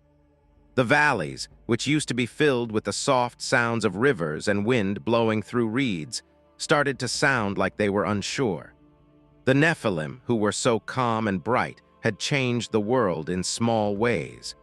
With each change, a ripple went through the human communities. There were small fights over land and resources that had once been shared without a second thought. Whispers spread across hills and forests, hinting at unseen forces that were changing people's lives. People didn't talk about fear directly, but there was a sense of unease in their conversations and glances, a quiet recognition that life was no longer completely normal. The tribes used to be tied together by the simple rhythms of the seasons and their daily work. Now, though, there was a soft tension in the air. It wasn't violent, but it was constant, like the low hum of a distant wind vibrating through the stones. Elders would look at the mountains and feel the gentle sway of something that was beyond their understanding. They would then give younger members subtle warnings. People started to talk about seeing the giants' shapes near rivers or hills. These stories were full of both awe and quiet worry. These whispers grew into a web of careful watching, not shouts or anger, but a shared feeling of how fragile the lives they had once taken for granted were. Small arguments started to happen even in families. A piece of fertile land along a riverbank could become a quiet point of contention, or a stream with a lot of fish could make people quietly jealous. These arguments weren't loud or angry. They were just small changes in focus and emotional energy that showed how the Nephilim's presence had subtly changed the world. People felt the earth differently now. Their hearts could feel the quiet power that moved beneath their feet and in the sky above. They talked more in tones of questioning and careful observation, noticing the small changes in life and wondering what unseen hands were behind these changes. The giants moved quietly, not knowing they were scaring anyone. They were focused on gently watching nature and people. But the people who were aware of every change could feel the quiet tension between the normal world and the extraordinary beings they saw. Even the smallest things the Nephilim did, like leaning over a river to touch the water or gently tilting a fallen branch, changed how people saw things. Some people were amazed by these shows of grace and strength, while others felt a soft sadness, sensing that the harmony they had once known was off. The emotional weight of these observations stayed with me like the faintest shadow of evening across a landscape. Stories started to spread among the tribes. Whispers about glowing people walking among humans turned into soft stories that people told with both respect and caution. Each story had a quiet sadness to it, as if the world was changing in ways that were hard to understand. People felt the presence of invisible forces that could not be named, but were very real in their daily lives. For example, they might have hesitated before crossing a stream, paused to think while planting seeds, or quietly noticed the stars' alignment in the night sky. These small interactions created a tapestry of careful interest, emotional sensitivity, and a desire to understand that was never spoken. Kids, who are more curious and open to wonder than adults, noticed the changes faster. They would point to faint glowing shapes in the shadows of the forest or laugh softly at how streams seemed to dance when the Nephilim touched them. But even though they were innocent, there was a hint of caution in their voices because the emotional climate of the communities had changed. Parents watched and quietly guided, teaching respect and careful observation. They knew that the world's delicate balance had changed in ways that needed attention, not panic. The natural world reacted in a similar way, reflecting the subtle unease that was running through people's hearts. The flow of the rivers changed a little, the leaves fluttered in strange patterns, and the animals moved with a gentle wariness, sensing that the earth's calm had been disturbed. The mountains, which were always there and would always be there, seemed to hold the changes in quiet stillness, taking in the gentle tremors of human emotion and the soft weight of beings caught between worlds. The air itself remembered these changes, whispering a lull that spoke of curiosity, caution, and the soft rise of small conflicts that had once been impossible. There was no anger or harshness, even though these waves of worry were spreading. The heart is sensitive to small changes, so it felt the quiet pull of doubt, the soft stirrings of envy, and the gentle pangs of wanting to understand. People talked more slowly, looked at each other for longer, and communities learnt to move with careful grace, knowing that the amazing people around them brought both wonder and trouble. Every wave of feeling, every hint of worry, came together to form a tapestry of quiet sadness and awe, a soft recognition of a world that is becoming more complicated while still being beautiful. The Nephilim stayed bright and calm through it all, not knowing that shadows were quietly forming in human hearts. They moved through the forests, rivers, and hills with a steady calm, feeling the earth and sky but not the small changes in people's emotions that were starting to change how they acted. There were whispers, stories, and quiet disagreements. All of these things were part of a delicate unfolding, a soft tension running through the world that marked the first ripples of chaos. This was not violence or destruction, but an emotional and spiritual shift, a gentle awareness of the fragile balance between the extraordinary and the human. The old storytellers told of a time when the world itself seemed to breathe with a hurt chest, as if every grain of soil held a memory it couldn't stand anymore. They didn't say it was a sound made with a tongue or a voice. They said it was something deeper, a pain coming from the heart of creation. People said that the earth's cry was slow at first, like a whisper traveling through the roots of old trees, going under mountains that had been there for a long time and echoing through valleys where no human voice had ever been. It carried sadness, but it also carried witness. The ground had seen everything. The earth had quietly taken in every hidden act, every small wrong, and every secret moment that the sky had missed. But at this point in the old stories, the silence was broken. The world that had always been strong finally shook, as if it were trying to talk to the heavens above. The ground seemed to shake under bare feet as that cry spread across the land. Old descriptions say that the tremble was not a violent shaking, but a pulse, like the world's heartbeat suddenly speeding up.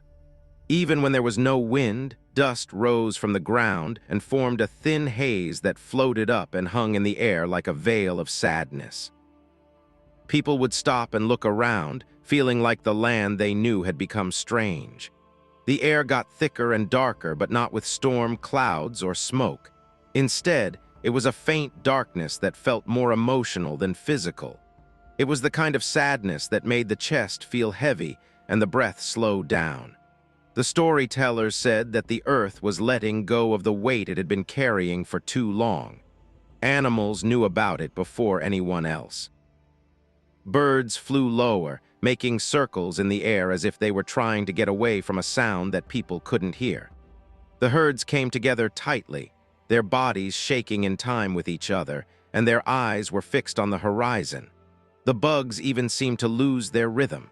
The forests were so quiet that a single leaf falling sounded louder than footsteps. The water in the rivers got darker, not in color but in mood, as if it was showing how heavy the earth was. The ground beneath them seemed to send a message that made everything alive stop and listen.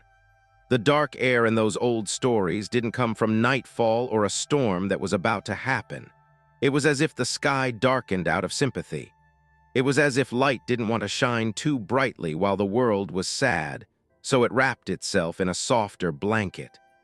Even at noon, the shadows grew longer, reaching farther across the land as if to comfort the shaking ground. People said they could feel the darkness settle on their shoulders. It wasn't scary, but it was heavy, like a cloak made of sadness from the past. It was a reminder that the earth was alive, aware, and talking. Some people said the cry sounded like a low hum that rose through stone and soil and shook the bones of mountains and the bases of old cities. Some people said it felt like a sigh that moved under every step and across the surface of the world. No matter what shape it took, it had a desire that went beyond the atmosphere. It rose up, going through the area where birds fly and across the strong winds, and then it rose into the calm blue where clouds float without a care. The scream got even louder and broke through the thin line where the sky meets the unseen. It rose like a prayer, a confession, or the voice of the world finally telling the truth. In these stories, the heavens were not far away or uncaring. They were shown as being watchful and listening, like an old presence that had been waiting for this moment. People said that when they heard the earth's cry, it sounded like a chord being struck on a heavenly instrument. In the deep quiet beyond the clouds, something moved. The light changed in small ways as if it were responding to the message that was sent up. The heavens heard, not with ears but with their minds. They knew how heavy the sadness was that came from the ground, how the land had been silent and strong through all the pain it had seen. And with that knowledge, something came to life. People used to say that heaven didn't answer with thunder or fire, but with silence.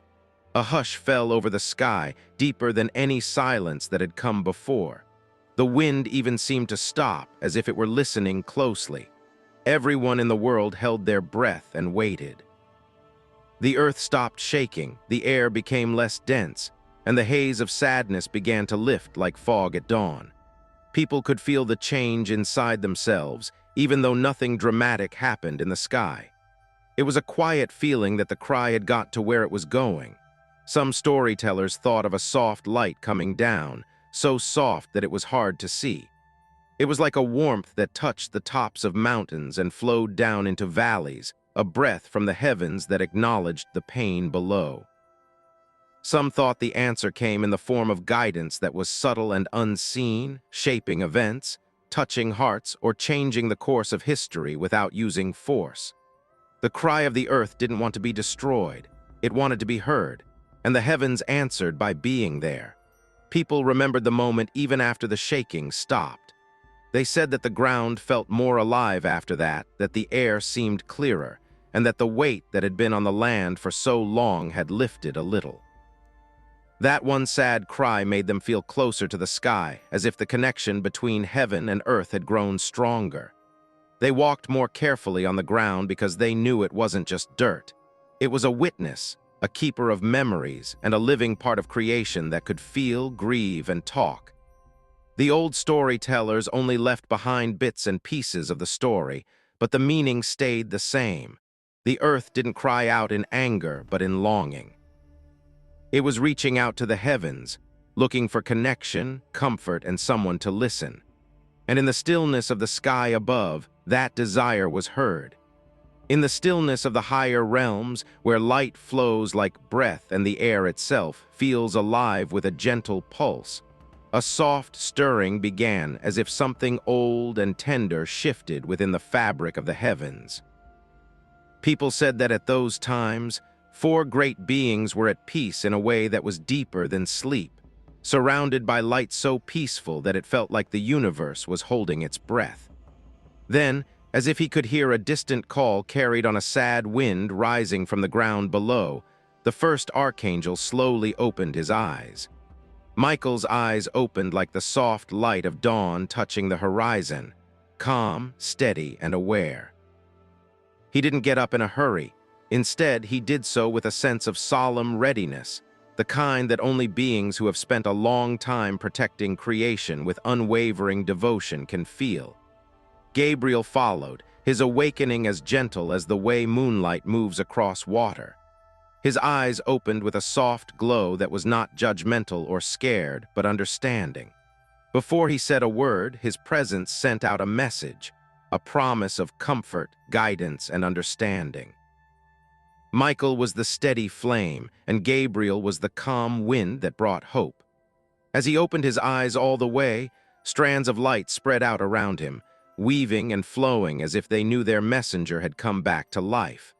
Next, Raphael woke up, and it was like the stars themselves took a deep breath. A warm glow spread out from where he lay, making everything it touched softer. His presence was like a soothing whisper that wrapped around a troubled mind, bringing it back to life. When he opened his eyes, they had a soft depth, as if he could see the world's wounds before he even looked at them. His light spread out in slow, steady waves, as if the heavens were calming down as he touched them. Last to open his eyes was Uriel, the quiet watcher of secrets. His awakening didn't happen all at once or in a flash of light. It happened slowly, like the first thought of dawn. His eyes were steady and watchful, full of old wisdom that could see past sound and surface. He got up with a graceful stillness that made it feel like he was listening more than moving. Light gathered around him in soft patterns, making shapes that looked like memories floating by or soft sparks of understanding. He felt like a lantern shining in the depths of space, making clear what needed to be known. When they woke up, it wasn't a loud, powerful moment. It was a deep, majestic calm. The sky didn't get brighter in bursts. It got brighter in soft pulses, as if the four archangels were breathing light into the air. A heavenly breeze blew across the bright sky, lifting tiny streams of sparkling dust that floated like snowflakes falling slowly. It was like everything was a dream, as if reality itself had softened to greet them. They didn't say anything quickly. Instead, their awareness reached out in a way that went beyond sound, feeling the tremble coming from the world below. What they felt wasn't anger or chaos. It was sadness, an ache in the air that came from the earth. Michael's face softened with quiet determination, like a protector getting ready not for battle but for understanding. His light steadied, making a soft shield that seemed to wrap around the faraway world. Gabriel's eyes showed that he understood. He could feel the stories that weren't being told in that cry from below, the longing, the confusion, and the hope that was still hidden in the sadness. His light sparkled in soft waves that spread out like a message of comfort that was about to come down. Raphael felt the wound's heart more deeply than the others. The tremor from the ground felt like a pulse of quiet pain to him. His chest rose slowly, as if he had taken the pain inside himself and was holding it with love instead of fear. His light's warmth spread out like a gentle hand reaching out to comfort. Uriel looked at the threads that were hidden in the cry, the meaning behind the pain, the path that had led to this moment, and the chance that lay ahead. His light became soft patterns that moved like thoughts made real. He wasn't in a hurry, he was just aware and patient, and everything he touched felt understood. The four of them stood in the wide open space, and their lights mixed to make a beautiful harmony. It wasn't loud or bright. It was peaceful, with 4 different shades of light coming together to make one calm glow. The sky answered them like a big field that a gentle wind blew through, with waves of shimmering light flowing out and gently bending around them. It felt like time had stopped in that space, like every star had stopped to catch its breath. The archangels slowly looked down at the world that had cried out. They saw the shaking ground, the darkened air, and the quiet pain rising like a whisper towards the sky. Their worry was not the worry of fear. It was the worry of guardians who cared deeply and could feel the weight of suffering even in its smallest form. They didn't hurry up or shout. Their sense of duty moved like a calm tide, steady and patient. Michael's wings opened up like soft sheets of white fire, and each feather glowed softly. His presence sent a wave across the space, not strong but calming. Gabriel's wings opened up with a quieter glow, shining with soft colors like the ones you see just before dawn. Raphael's wings were warm, and the light that came from them spread out like the last light of sunset fading into night. Uriel's unfolded with a grace that made it feel like the universe was holding its breath. Their wings didn't beat or thunder. Instead, they lifted in a calm way that made the heavens respond in silence. Like petals falling, light drifted from them in slow spirals. The air around them seemed to hum with a soft sound that made their hearts feel lighter for no reason. They stepped into the bright space between heaven and earth. They didn't fall quickly, but their movements were so graceful that it felt like they were floating through a dream. They didn't move quickly. They moved at a speed that was based on their awareness, empathy, and purpose. Every movement had a purpose. Every change in light brought comfort, and every wave of light reached down like a gentle hand reaching out to the suffering world. And in that soft light, the 4 archangels kept going on their quiet journey. They weren't warriors rushing into battle. They were guardians awakened by compassion, drawn by a cry they couldn't ignore, and guided by the calm certainty that their presence alone could bring peace to the shaking earth below. After the archangels woke up, the heavens seemed to become even quieter. It was as if everything was waiting for a breath that had not yet been taken. The sadness that came from the ground below floated up like a slow-moving mist. It was soft, painful, and full of stories that couldn't be told. It didn't get to the higher realms as a shout, but as a trembling note in the great harmony of life. And in that sound, heaven felt the imbalance that had grown, the gentle fabric of the world stretching in ways it was never meant to endure. Nothing moved fast. There was no thunder. Instead, a deep calm spread through the bright space as if the light itself was getting ready to listen. Something very old stirred in this bright light. It was older than the stars, the mountains, and even the breath of time.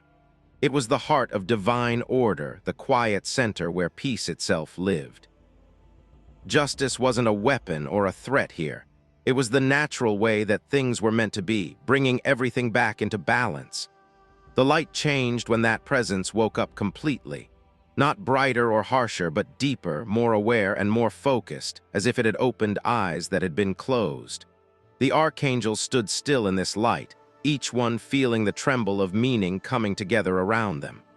Michael bowed his head, not because he was afraid, but because he respected the person. His light steadied, making a calm circle around him. Gabriel stood with his hands slightly open, ready to receive whatever the heavens would show him. Raphael took slow, deep breaths, and his light spread through the cold room like warmth. Uriel watched in silence, and understanding grew in him like a soft flame waking up in the mind. No one said anything. No one had to. In this world, thoughts were as heavy as words, and feelings changed the very air. The being that led all of heaven did not make any noise to announce itself.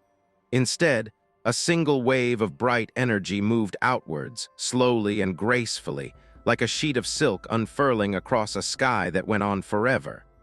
It seemed like the air shimmered with meaning wherever it went. Light patterns formed above the archangels. They were delicate and fluid, like ancient writing but alive, glowing with a softness that felt like love woven into shape. These weren't letters or symbols like we use them.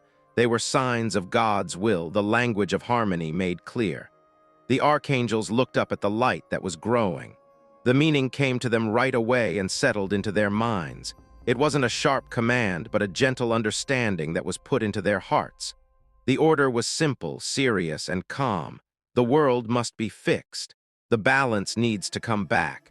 The tear in the fabric of creation could no longer get bigger without being fixed. Heaven had watched, waited, and hoped that healing would come from the world itself. But now the tremble was too deep and the sadness was too heavy. It was no longer a choice to intervene. It was a matter of love. As they came to terms with this, the bright patterns grew darker and more beautiful, as if the decree itself had a melody that only the heavens could hear. That light didn't have any anger in it or any sign of anger. Instead, there was a feeling of gentle inevitability, like when a truth that has been ignored for a long time finally comes into focus. The order didn't point fingers or make accusations. It just accepted what had become true, that the world was having a hard time because people were sharing too much knowledge, losing their innocence too quickly, and making beings that didn't have a place to belong. The archangels each felt the seriousness of the moment in their own way. Michael felt it as a quiet tightening in his chest. He accepted the weight not with heaviness, but with the determination of a guardian who knows that peace must sometimes be restored through hard paths. His wings moved a little, and the light around them got softer, as if he were taking in the weight of what had been revealed.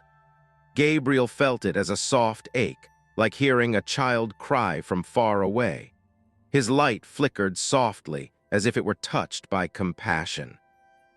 He knew that the order came not from punishment, but from deep compassion for a world that needed help. He closed his eyes for a moment to let the truth sink in slowly. Raphael felt the earth's pain the most. The order felt like a heartbeat, slow and sad, through him. He felt not only the imbalance, but also the pain that had come from it. Wounds in people's hearts, confusion in the Nephilim's minds, and unrest in the soil and air themselves. His light warmed back, reaching out like it was trying to calm something that wasn't ready to be calmed yet. Uriel took in the order with the understanding of someone who can see both the present and the path that leads to it. He kept looking steadily and thoughtfully. He could see the patterns in the glowing writing, the quiet cycles of cause and effect that were woven into its glow. He didn't think of the decree as a sudden choice, but more like the natural turning of a huge cosmic wheel. The light kept changing, making a final pattern that felt like a seal slowly settling into place. It was the moment the decree came to life, not in stone or fire, but in lines that shone and pulsed like the universe's slow heartbeat. The sky did not shake. There was no thunder in the sky. Nothing broke. Instead, the light faded into a calm stillness, as if the order had been safely hidden in the heart of creation itself. A soft wind blew through the bright space, bringing with it a faint sound that was almost musical. It wasn't a song, but it felt like one. A tone of serious acceptance that could be heard in the higher realms. The archangels raised their heads a little so that the soft wind could pass through their light. It touched them in a gentle way, maybe to reassure them, bless them, or remind them that even in heaven, judgment was based on love. The last bits of the order faded into the glowing air, and the archangels stood together in silence. There was no need to talk. It was clear what it meant. The way was clear. But the moment had a softness to it, as if heaven itself was taking a deep breath before anything changed. The light around them settled into a calm glow that was neither bright nor dim. It was just there, like a candle burning steadily in a quiet room. In that quiet, the order lived, written in light, not to scare but to heal, not to destroy but to bring things back into balance.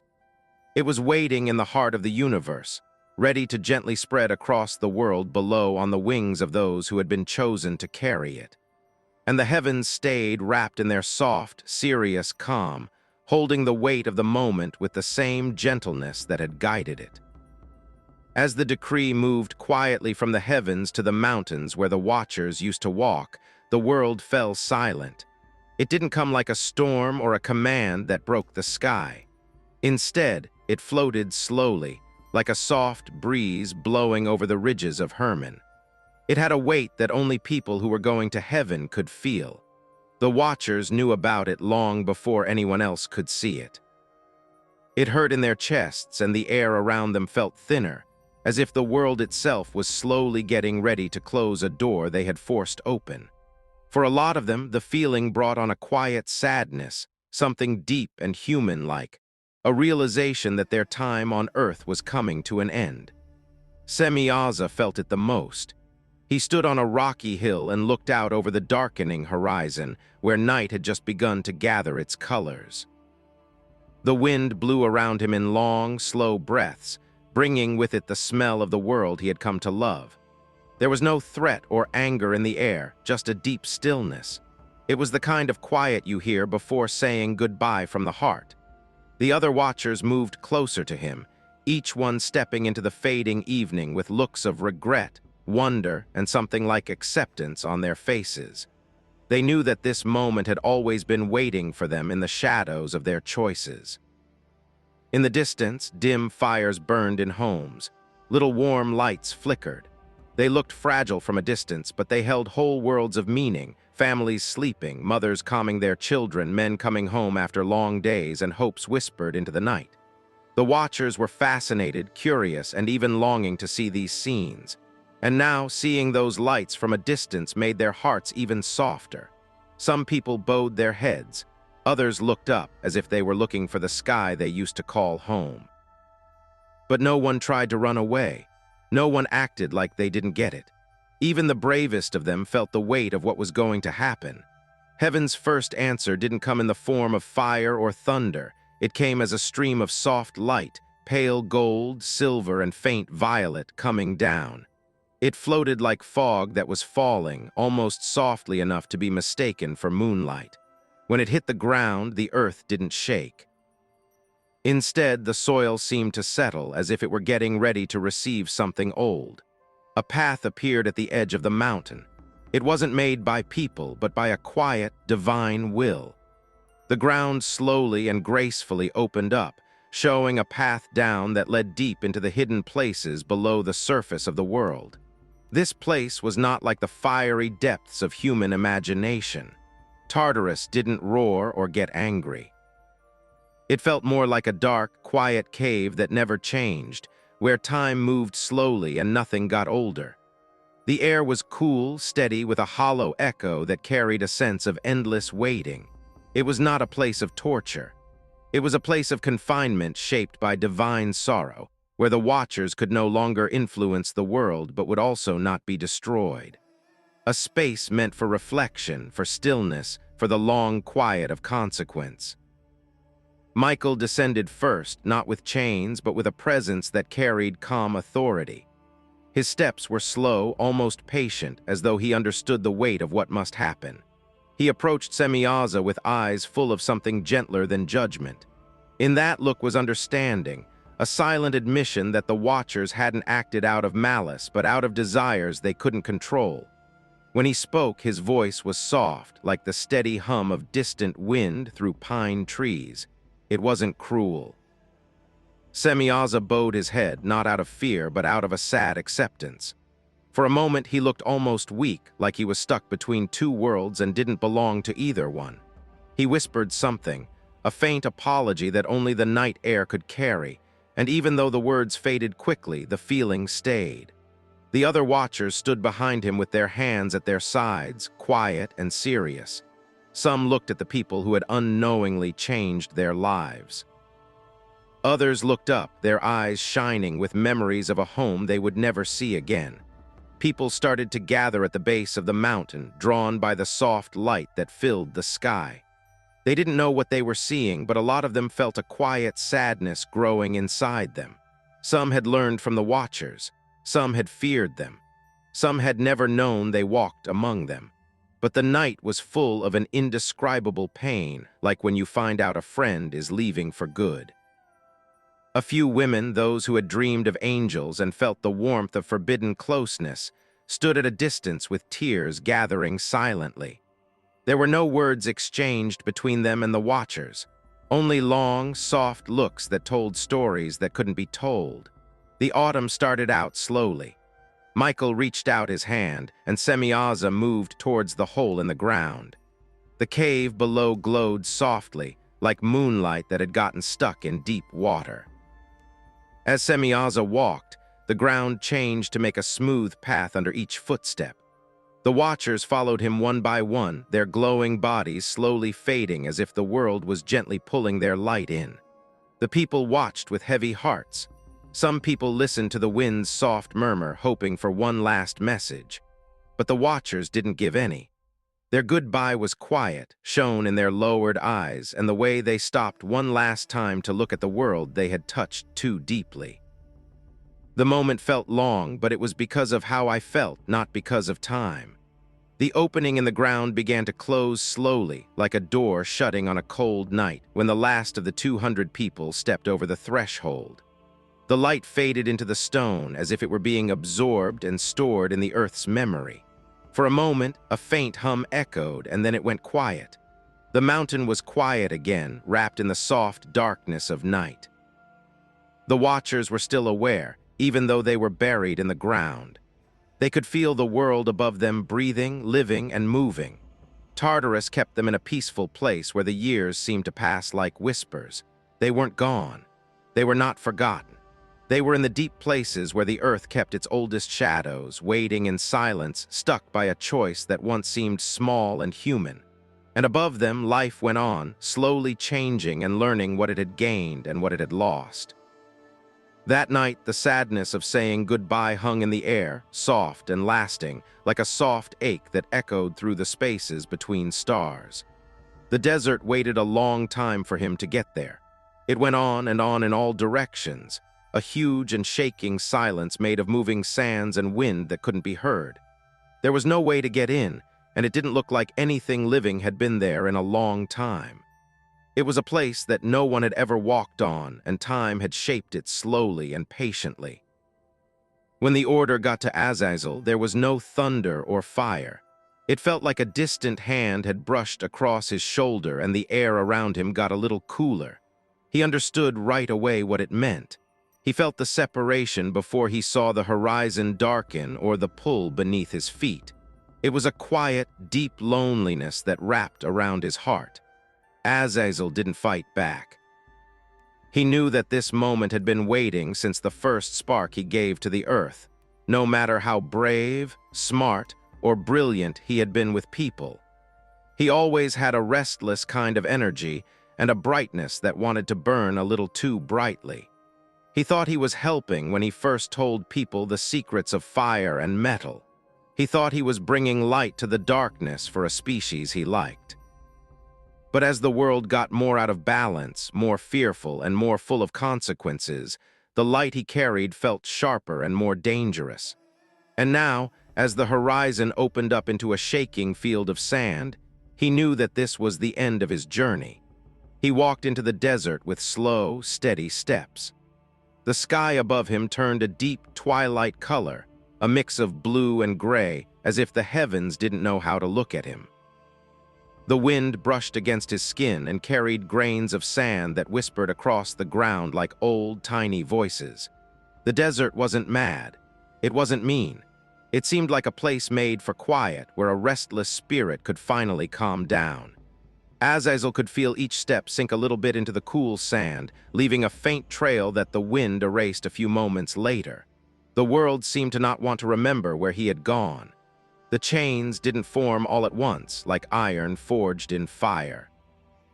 Instead, they grew around his limbs like shadows. At first, they felt weightless and soft, like strands of smoke floating around him. But the more he walked, the thicker the shadows got, and they started to look like things with weight.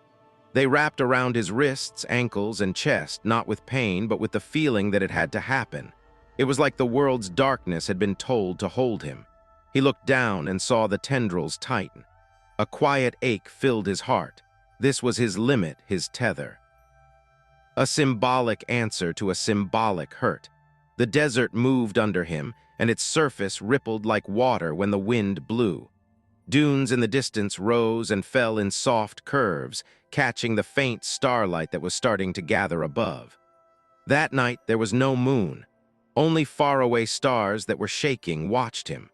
They looked like they were flashing with awareness, as if they were remembering the nights when Azazel taught people how to read their patterns. Once those stars were his friends. He shared them with people who were curious below. The constellations now felt like old friends watching a goodbye they couldn't stop.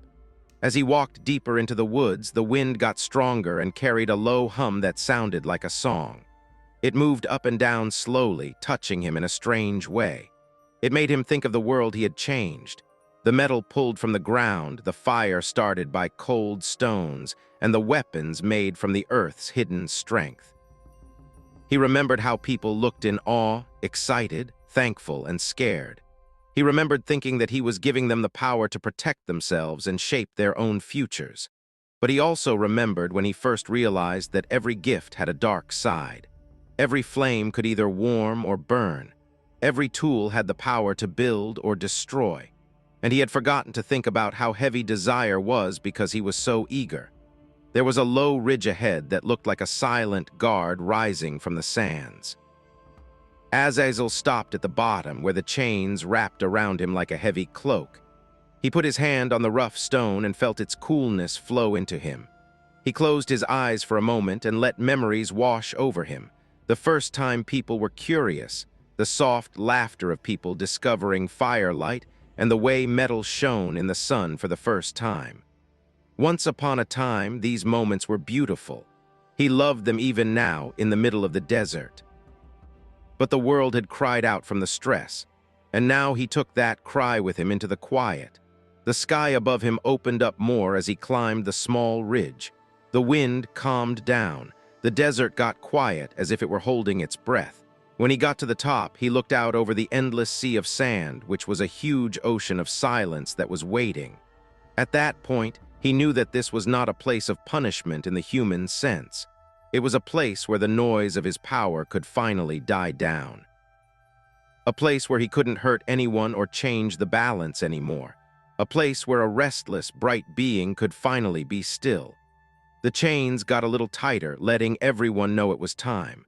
Azazel knelt down and let the sand hold him. The shadows around him pulsed once, as if to say, "I see you," and then they stayed still. There was a soft, steady glow coming up from the ground below him, marking the spot where he would stay. He raised his head one last time and let his eyes wander across the sky. The stars twinkled softly, not judging, but remembering in a quiet way. The wind slowly wrapped around him in a spiral and then drifted off into the night. Azazel felt the last bits of freedom leave him, and in their place came a deep, lasting silence. It didn't hurt, not angry, just being alone, big, timeless, and oddly calm. He let out a soft breath, and the desert responded with a long, sweeping sigh, as if it knew that a fallen light was now resting in its shadows. They hung around the edges of the world like echoes that had been stretched too thin. The Nephilim, whose heavy footsteps used to shake valleys, were now fading, their huge shadows disappearing under a sky that no longer bowed down to them. The great ones who had towered over cities and forests looked strangely weightless as their strength left their bones, as if the earth itself was gently exhaling them after holding them for too long. Their huge shapes faded at the edges, and the outlines blurred into the winds that blew through ravines and groves that had been forgotten. In the past, they carved their anger into mountainsides and left their marks on old stones. Now there are only soft impressions, as if time had brushed a hand over those places and smoothed the memories away. The air around them changed too, getting quieter and calmer, as if nature knew what was happening and treated it with the same respect it gives to dying stars. Mothers who used to whisper scared prayers now stood in doorways and felt a strange calmness settle over the land. This calmness touched their hearts before their minds could understand it. Warriors who were used to feeling fear in their throats noticed that they no longer held their spears with the same shaky urgency, as if an invisible weight had started to lift itself grain by grain. The Nephilim knew things were falling apart long before anyone else did. They could feel the strange loosening inside them, a thinning of form that no amount of strength could stop. Some people looked at their huge hands and saw their fingers blur like sand blowing away in the wind. Others looked up at the sky, maybe because they were looking for the fathers who had left the world to its sadness. They knew without saying anything that the order hanging over them was unchangeable. This time, there was no anger, no loud defiance or battle cry. Instead, there was a quiet acceptance that came from something deeper than understanding. They felt like the world was slipping away from them, not in defeat but in freedom. For the first time since they were made, they felt like the weight of their own lives was too much for them to bear. Their breaths used to come like storms breaking over flat land, but now they came out softly, like old trees dropping their last leaves. And as they faded away, their eyes, those old, gold-lit eyes that had seen centuries pass, dimmed with what looked like peace. It felt like the whole world was hugging them and telling them that their long troubles were finally over. Villages that had been silent and scared for generations began to feel a change in the night. The flames of the fires flickered more gently, and the giant footsteps far away didn't shake them anymore. The ground under the sleeping mats was still and didn't make any noise. At dawn, people opened their doors and found their fields untouched, their skies strangely open, and their hearts lighter, but they didn't know why. Tales that used to make kids' blood run cold now sounded like memories spoken with fragile wonder, as if the fear had been sucked out of the words themselves. The animals could feel it too. The flocks grazed without looking around. Wolves raised their heads and sniffed the air. They were confused because they couldn't smell something they had always smelt. It was as if the trees were all breathing in time, as if harmony had finally come back to its roots. In those days, there was something holy in the air, a softness woven into the wind. There were no big explosions of power, no burning skies, and no thunder that shook the air. The giants didn't fall apart like broken mountains. Instead, they thinned out into the air they had once disturbed. From a distance, travelers saw huge shapes fading away like mist rising from lakes at dawn. They were too old and sad to leave any trace. Their voices faded into low whispers that the wind carried, like lullabies sung by beings that were too big for the world but strangely gentle at the end. In some places, their huge footprints filled with water and turned into small, quiet ponds.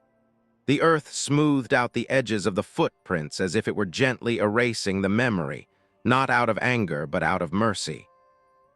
It took a long time for humanity to be free, like dawn slowly rising over the horizon instead of breaking all at once. Families who had lived in fear for generations felt the change in their bodies before they could put a name to it. The tightness in their chests went away. The urge to run lessened. People laughed without the weight they used to carry. Around fires, they talked more freely, and their hands stopped shaking when they were making tools or taking care of crops. The world was still big and wild, but it didn't feel like it was haunted anymore. Some older people insisted on staying up, not being able to believe that things could be so peaceful. But even they eventually fell asleep under the calm night sky. They rested for the first time in hundreds of years. Some people had complicated feelings about the Nephilim, not just fear. Some people remembered times when the giants, torn between their great power and their broken souls, showed brief signs of something almost kind. A giant putting down a boulder with surprising gentleness, or turning its head towards a child's cry not with anger but with a brief sense of uncertainty. Those rare memories made me feel a quiet sadness as the last of the giants faded away, like watching a storm lose its strength and drift away. People felt a strange mix of relief and sadness, an emotion that was too complicated to name, because something big had happened in the world. It was terrible, but it was also old and unforgettable, and now it was gone. The earth felt very still, as if it were holding its breath after a long, tiring ordeal as the last bits of them floated away in the wind. Without the silhouettes next to them, the mountains looked taller. The rivers were softer. The skies got bigger. The world was not filled with victory, but with a gentle release, as if an old wound had finally begun to heal. And people standing under a calmer sky felt a deep sense of gratitude that they couldn't put into words. The giants who used to rule the edges of their nightmares had turned to dust. As they faded away, a new lightness spread across the world, subtle, tender, like the first soft warmth after a long winter.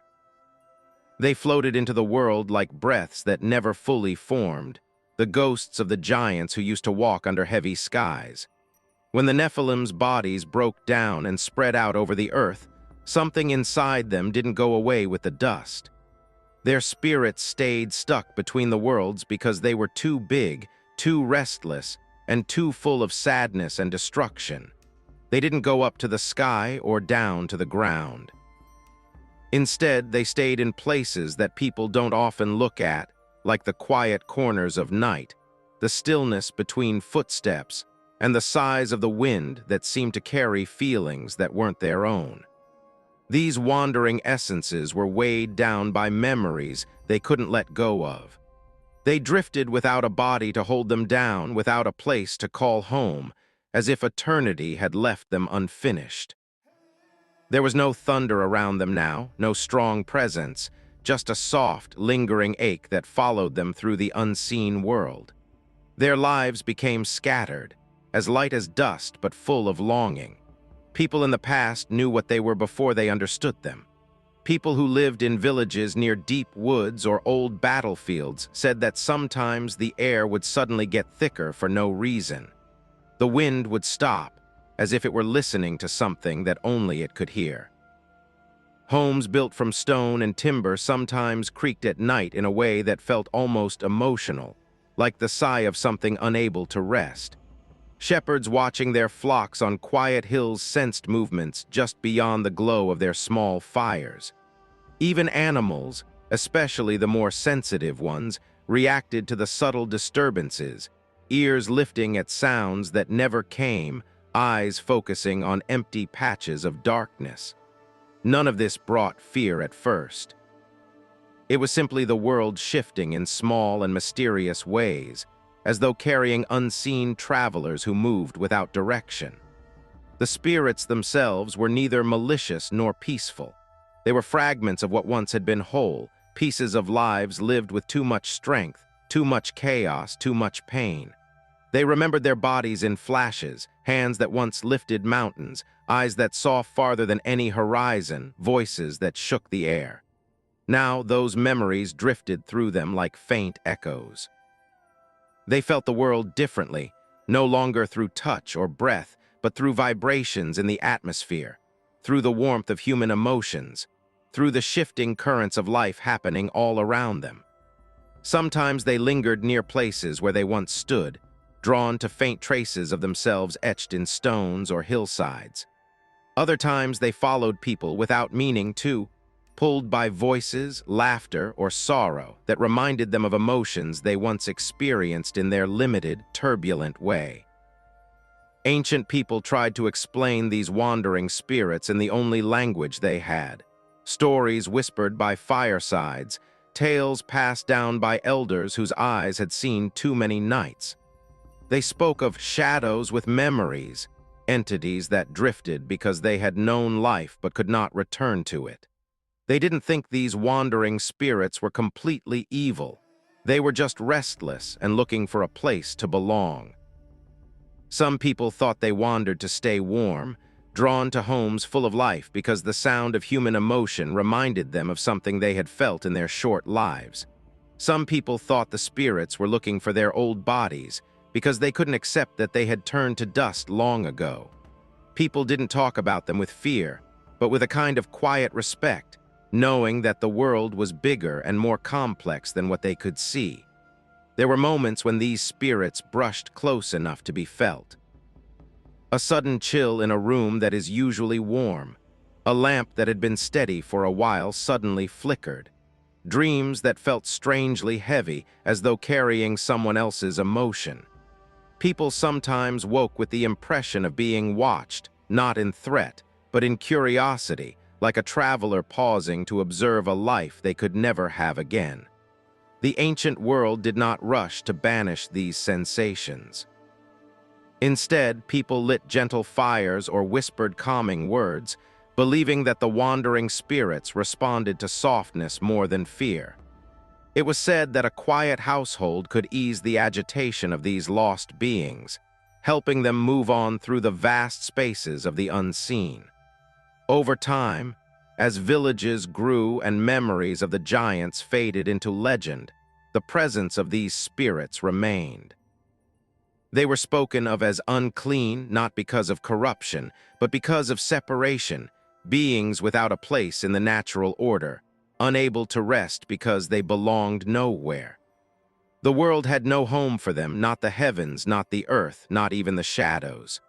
They floated on the wind, through empty ruins and across calm lakes at dusk, always looking for something they couldn't name. People saw patterns. Places that had been through conflict often felt heavier, as if the spirits were drawn to echoes of trouble they knew.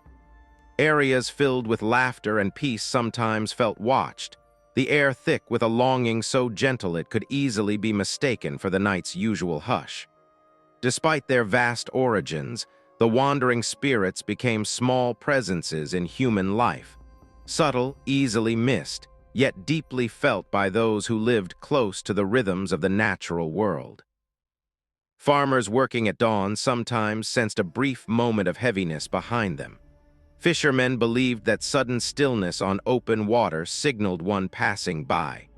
People said that kids with their open minds saw things move quickly in the corners of their vision, but when they blinked, they were gone. Elders assured them that such moments were not harmful, just the remnants of an old world that hadn't fully gone quiet. As centuries passed, the stories softened even further. They became part of lullabies, warnings, teachings about the unseen layers of existence.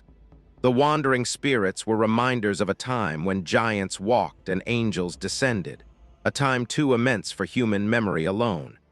People no longer spoke of them with fear, but with an understanding that some beings carried burdens too heavy to dissolve entirely. And so the spirits kept drifting, like travelers who had long since outgrown the world around them. Their presence could only be felt in the smallest of ways: the rustling of grass with no wind, the quiet hesitation of the night, and the soft impression of something old passing by without ever finding a place to rest. Mount Hermon stood untouched as the centuries drifted past it, rising like an ancient witness carved from the bones of the earth. Long after the footsteps of the watchers faded, long after the Nephilim dissolved into drifting memory, the mountain kept its silence. Its snow-covered peaks sparkled under changing skies, sometimes silver under the moon, sometimes copper under the dawn, but its stillness stayed the same. No echo of wings lingered there anymore, no murmurs of forbidden knowledge stirred its slopes. It had become a monument of quiet, a place where time seemed to pause, as if the mountain itself remembered too much and chose to speak no more. Travelers who wandered close to its base often felt as though Hermon was listening, not with hostility, but with an ancient weariness, like a guardian who had carried a heavy story for far too long. The winds moved softly around its ridges, as if they were trying not to wake something that was sleeping under the layers of stone. There were nights when the sky over Hermon was full of stars that shone brighter than anywhere else. It was as if the heavens above remembered the oath that had been sworn there and still looked down on it. People who camped nearby sometimes woke up in the middle of the night and felt like the stars were very close, almost like they were watching them with quiet patience. They didn't feel afraid. They felt a weight that couldn't be described, as if the air held memories that were older than the first steps of humans. The mountain didn't make any noise, didn't whisper or show anything. But its silence felt full, with a weight that was never too heavy, just serious. Seasons came and went on its slopes like gentle, slow breaths. In the winter, snow filled in every crack and crevice, covering the old scars in stone with layers of white so pure that even the animals walked softly, as if they knew the mountain had been carrying this burden for a long time. In the spring, meltwater ran down its sides in silver lines, like tears that had taken hundreds of years to collect. These streams were quiet, even gentle, and the sound they made was faint, like distant humming, barely audible unless one stood very still. In the summer, a warm haze curled around the ridges, but the mountain still wouldn't let itself become familiar. Darkness seemed to gather a little earlier on its slopes. Light lingered a little longer on its peaks, all in ways that felt just slightly outside the world's ordinary rhythm. People in nearby villages passed down stories from one generation to the next, telling them in low voices just before bed. People said the mountain was cursed, but not with rage, cursed with memory. It remembered the promise made there, the time when heavenly beings chose a path that changed the world. It remembered how heavy that choice felt as it settled into the stone, leaving an imprint that would never go away. People who moved their flocks along the lower foothills said that animals acted differently near Hermon. They were quiet and alert, as if they could sense a presence that had no shape. There was nothing dangerous about it, just a deep, eternal watchfulness. Old villagers said that Mount Hermon never forgot or forgave, not because it was angry, but because forgiving meant letting go, and this mountain had held too many echoes for too long to let them go. The quiet around Hermon wasn't empty. It felt like a break between breaths, a long time that went back so far in time that it didn't have a clear start. People who climbed partway up its ridges said they felt something strange, a soft pressure in the air, like walking through a place where a lot of unspoken words had been left hanging. Some people said they felt like the mountain was watching them. Some people said they felt a faint vibration under the ground that was too weak to be seismic. It felt more like the heartbeat of something big and old. But none of these experiences made people afraid. Instead, they made them feel humble, as if they were being reminded that they were entering a place where the earth remembered things that people could barely imagine. The mountain often looked like a shadow carved out of the dark at dusk. As the shadows grew longer, Hermon looked even bigger, its shape standing out against the fading sky like a watchtower between worlds. There were times when the clouds came down low, wrapping the middle slopes in a band of mist that made the peak look like it was floating in the air. People in the area thought that on nights like these, the mountain went back to its old self, leaving the modern world behind and going back to its old thoughts. Even birds didn't fly close to the ridge during these hours. They flew around it in wider circles, as if they were respecting its silence. There were stories of times when the night around Hermon got so quiet that it felt like the world was frozen. People who traveled said they could hear their own heartbeat echoing in their ears, as if the mountain made every quiet sound louder. During those rare moments, the sky looked darker, the stars looked farther away, and the ground below felt emptier. People said it was like stepping into the memory of a place instead of the place itself. It was like an echo of something that time had forgotten, but that still lived in the stone. The mountain never told anyone what it remembered, but the air around it felt heavy with the presence of old vows and watchers who had been there and touched its peak. Sometimes, a soft wind blew through the valleys, bringing with it the smell of cold stone and something that smelt a little like metal, like the last breath of an ancient star. People in the village thought that this wind was the mountain breathing out, letting go of the tiniest bits of the memories it held inside. People said that when the wind blew, those who stood very still sometimes felt a sudden calm, as if the mountain was sharing a small part of its long, heavy silence, giving them not insight but a moment of quiet understanding. Mount Hermon had seen civilizations rise and fall, borders change, and languages change, but none of these things left a mark on its presence. It saw empires fall, roads and cities rise and fall, but it stayed the same, and with each passing age it became more and more lonely. The mountain connected the past and the present, holding the weight of stories that people only whispered about. There were times when travelers said they could feel the mountain's silence vibrating with a kind of sadness. It wasn't sharp or painful, but it was reflective, as if it didn't regret anything but mourned everything. In its stillness, Hermon became a symbol of strength, a guardian that stayed strong long after the people who shaped its fate were gone. The slopes used to be touched by heavenly feet, but now they only belong to snow, stone, and time. But under that calm surface, something old remained, not a living thing, but a memory that wouldn't go away. The mountain stood there for hundreds of years, watching the world around it change and soften. It held on to the memories of a time when heaven touched earth and left a mark deep within the silence it now carried like an eternal echo. The Watcher's story didn't go away when the mountain stopped making noise, and the earth settled into its long, steady breathing again. Instead, it faded into memory like a soft echo that wouldn't go away, finding shelter in the hands of scribes who lived hundreds of years later. These scribes worked in dark rooms that smelt like oil lamps, dried ink, and old parchment. Whenever the old stories were whispered, they felt something stir inside them. They knew that these stories were more than just myths or old tales that old people told by the fire.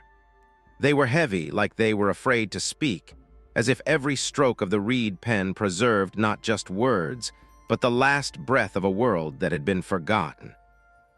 The scribes moved slowly, as if they were performing a ritual, copying lines with the same steady patience that the mountains had. Scrolls slept for a long time in the caves near the Dead Sea, wrapped carefully in linen. People didn't want to silence the story. They wanted to keep it safe out of love. People who stored the scrolls felt the weight of time on their shoulders and knew that the world could change beyond recognition. Still, they hoped that these pieces of memory would last. The parchment stayed untouched in the cool, dark caves. The ink froze the moment the last scribe lifted his hand. When the wind blew into those caves, it brought with it grains of sand that brushed against the scroll jars. This made soft, tiny sounds, as if the stories were gently stirring under their coverings, waiting for the right moment to breathe again. The Book of Enoch was one of these old texts, spread out over hundreds of years, that had a special kind of quiet power. It wasn't written to be history. It was written by someone who had walked between worlds. Each line felt like a whisper from a time when the sky seemed closer and angels weren't so far away. The people who wrote down Enoch's words thought they were touching something holy, something too big to fully understand but too important to forget. They carefully traced the letters, stopping now and then as if they were trying to hear what was hidden beneath the surface. They felt that what they were keeping was not just a story about the Watchers, but also a memory of when people first realized that knowledge could go beyond what they could see. The Book of Jubilees also had parts of that old memory. It wove together timelines, generations, and heavenly events like threads that held together the tapestry of early sacred history. When the scribes worked on Jubilees, they often felt a calmness come over them, as if they were being led by a rhythm that was beyond them. They knew these texts were more than just records. They were connections. Later generations would be able to see bits of the world before the big storms, before Hermon went quiet, and before the giants disappeared like mist. The scribes' hands moved slowly over the parchment, and the ink flowed like a quiet stream along a path that had been made long before they were born. Over the years, more manuscripts were written by groups that held these stories dear as part of their spiritual memory.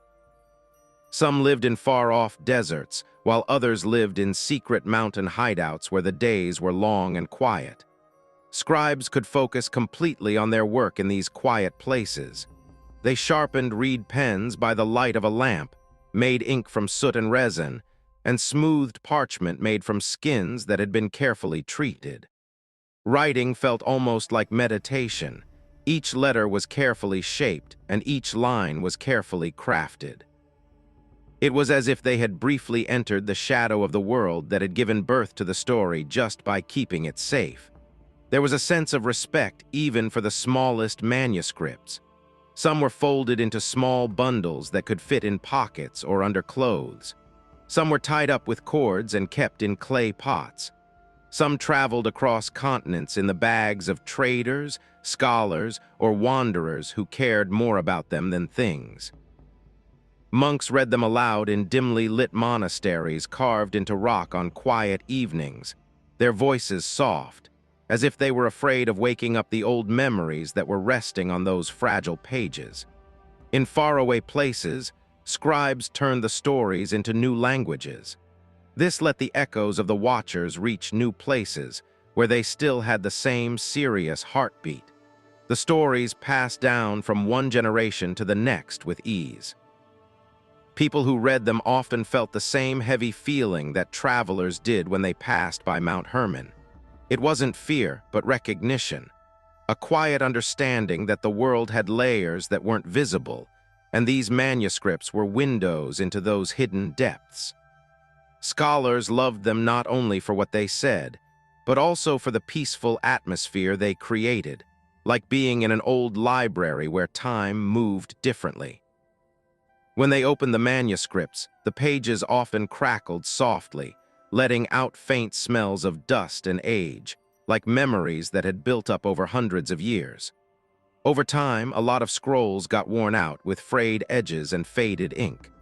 Scribes carefully restored them by tracing over faded letters, fixing torn parchment, and bringing the words back to life. They knew that stories didn't live on by being told loudly, but by being cared for gently. Even when wars tore apart communities, political changes swept through areas, and communities were scattered, the manuscripts found ways to survive. Someone always had them. They were always rewritten by someone. Someone always felt that ancient pull. The sounds of these manuscripts reached people from different cultures and religions, sometimes quietly and sometimes without warning. A scholar from one time period might find a long-lost copy hidden away in a monastery's archives. Someone else might find a piece of parchment in a market and not realize how important it is until much later. Every time I found something again, it felt like a voice that had been silent for a long time. And every time a scroll was opened, the room seemed to stop. The flickering light from the lamp would stop, the scribe's hands would stop, and the old story would start again, as if it were picking up where it left off thousands of years ago. People who were skeptical of the texts often found themselves moved by the calm tone that ran through them. The way the manuscripts talked about the world before the flood, the Watcher's fall, and the fight between heavenly law and earthly desire was eerily calm. The stories never asked for belief. They were just there, like a distant melody carried by the wind. They quietly made room for thinking, curiosity, and a gentle sense of wonder. The story lived on thanks to the hard work of many scribes. For hundreds of years, fragile scrolls sat in caves, monasteries, and dusty shelves, waiting for the world to be ready to read them again. And when the light finally hit those faded words after so many years, the echoes that came from them sounded like a sigh from a long time ago, soft, steady, and full of a memory that wouldn't go away. Some nights the sky seems fuller than usual, as if every star has a little message hidden behind its light. On nights like these, a person can sit outside and feel a gentle pull towards reflection, the kind that makes the world slow down and every thought move slowly. It seems like the old stories of the Watchers are floating through these moments, not as warnings carved in stone, but as lessons wrapped up in the night itself. Lessons that breathe through the rise of constellations and the calm rhythm of darkness settling over the earth. And as those faraway lights twinkle above, they remind us that temptation, choices, and the soft whisper of desire have always been part of the human journey, just as they were part of the angel's own quiet fall. When the sky is like this, it's easy to picture how temptation feels like a gentle shift instead of a storm, something small and almost harmless at first. A thought, a question, a wish to go a little further than is necessary. The watchers didn't fall in a blaze of rebellion. They slowly drifted down, pulled down by their own desire. The most important lesson is in that softness. People don't usually stray from their path all at once. Instead, it starts with a quiet thought, a single moment of reaching for something forbidden because it feels good, beautiful, or just new. The night sky holds these memories like dim reflections of their choices, reminding anyone who looks up that the most important turning points in life often happen when no one is talking.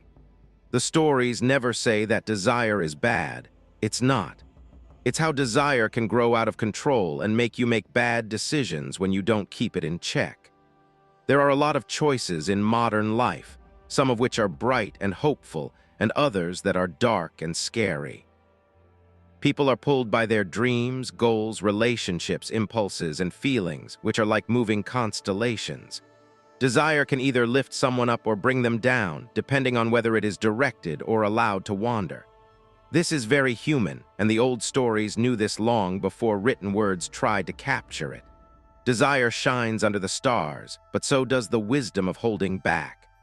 Discipline also becomes clearer in the quiet hours, when the world is still and distractions are less strong.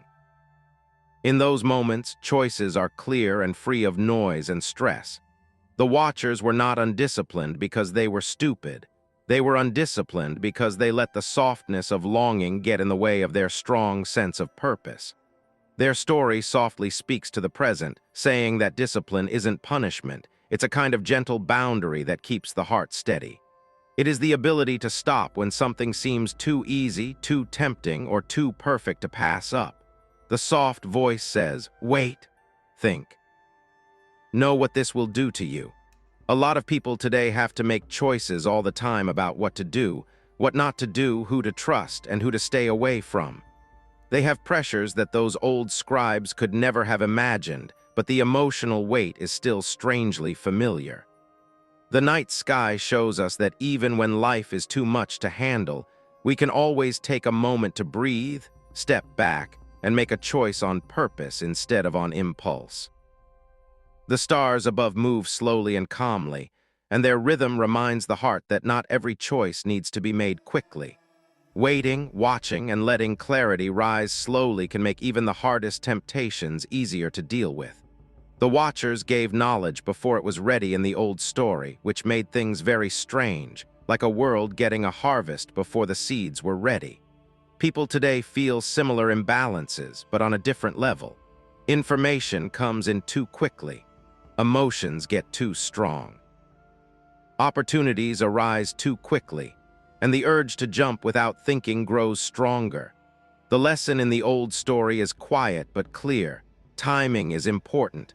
A person may really want something, but if it comes before they are ready to handle it, it becomes more of a burden than a blessing. The night sky teaches us to be patient not by talking to us, but by showing us how slowly the stars move.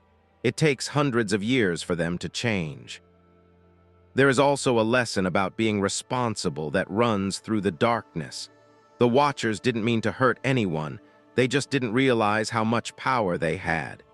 In the same way, modern choices have effects that are often not seen.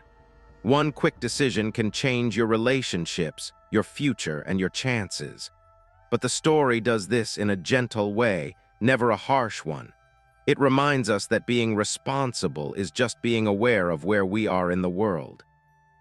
The quiet thought that everyone leaves a faint trail behind them like starlight that stretches across time comes to mind under the stars.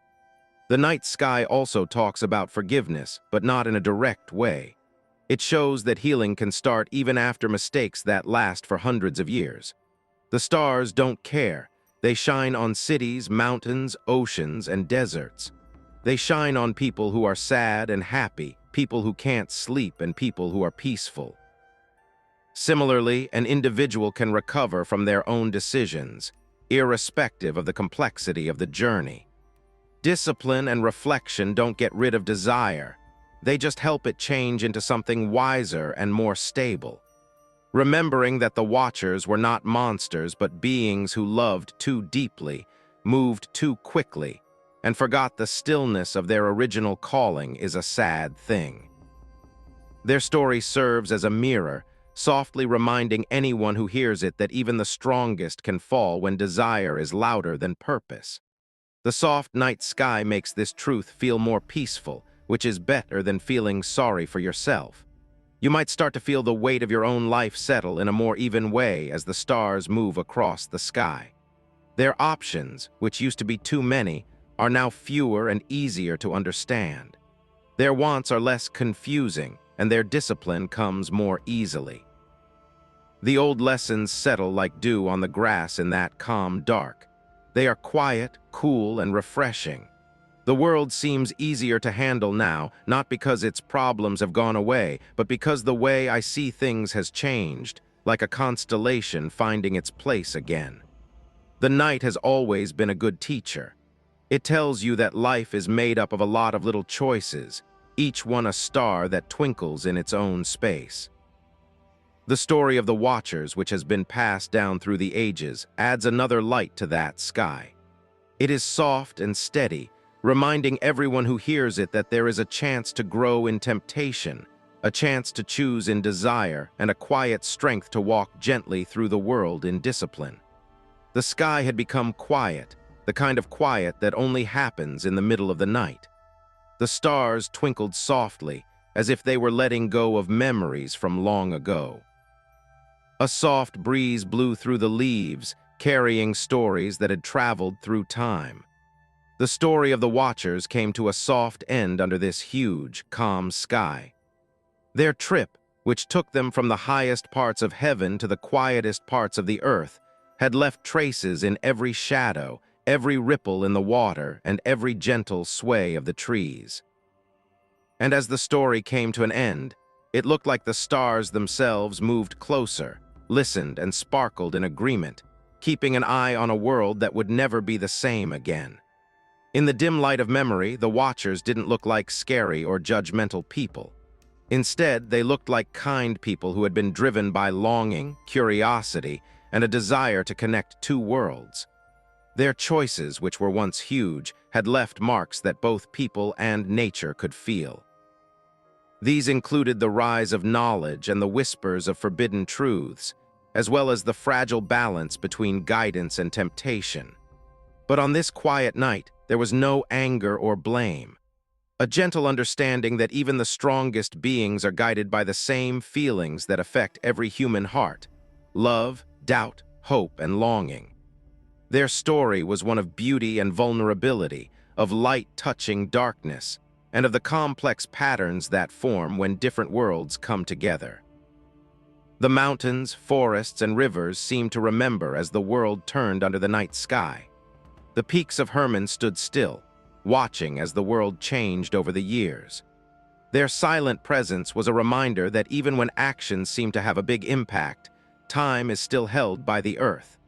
People also had these stories inside them, learning slowly from whispers of old choices and the echoes of beings who had walked among them for a short time and then disappeared like morning mist. As the stars moved across the sky, the listener could picture the world letting out a soft sigh as it settled down after centuries of stirring and breathing in the rhythm of a calm night. The Nephilim, who were once powerful and scary, were now just threads in the fabric of legend. Their presence was more like a soft murmur than a roaring storm. People who had seen both awe and fear began to find balance again.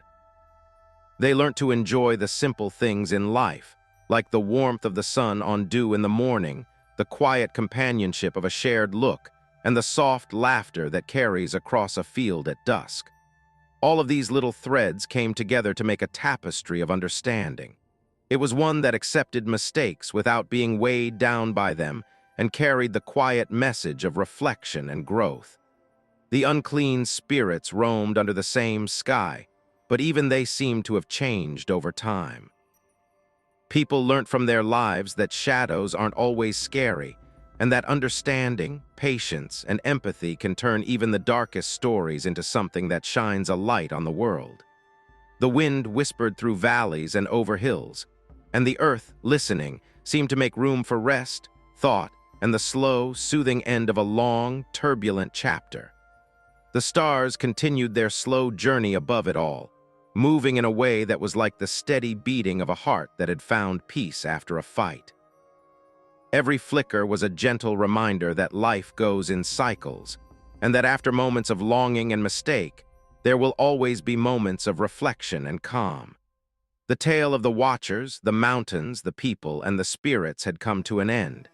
It was now a soft lullaby that anyone who wanted to hear it could listen to with patience. It was peaceful to know that choices come and go, and that even when you make mistakes, there is a quiet wisdom that slowly settles into being. As the night went on, the listener could feel the weight of the world lift, and the complicated events and decisions of the past became easier to understand and more gentle. The stars, the mountains in the distance, and the quiet earth all seemed to exhale at the same time. This cosmic breath carried the story softly into memory. There was no rush, no sharpness, and no need to do anything in this space. Only the soft rhythm of breathing, the gentle pulse of life, and the comfort of knowing that every choice, every longing, and every fall had led to this peaceful night. The watchers, who were both bound and freed in stories, lived on not as sources of shame or regret, but as gentle reminders of how fragile and beautiful emotions are, how easy it is to cross the line between curiosity and overreach, and how guidance and temptation can work together. Their legacy was full of mistakes, but it also had a quiet light that calmed without overwhelming. As their story came to an end, it felt like the night itself had taken on their calm, wrapping the listener in a blanket of gentle remembrance. In this space, every thought could drift, every worry could settle, and every heartbeat could sync with the universe's slow, steady pulse. In this last hour, with countless stars watching over them, the story of the watchers softly whispered its last truths, as if letting go of its own weight and making room for dreams, reflection, and the soothing descent into sleep. The mountains, the sky, and the world below all held their breath at the same time. It was a quiet, collective pause during which every listener could feel the threads of history, emotion, and cosmic mystery weaving around them, leading them into the deepest, most restful sleep under the sky full of stars.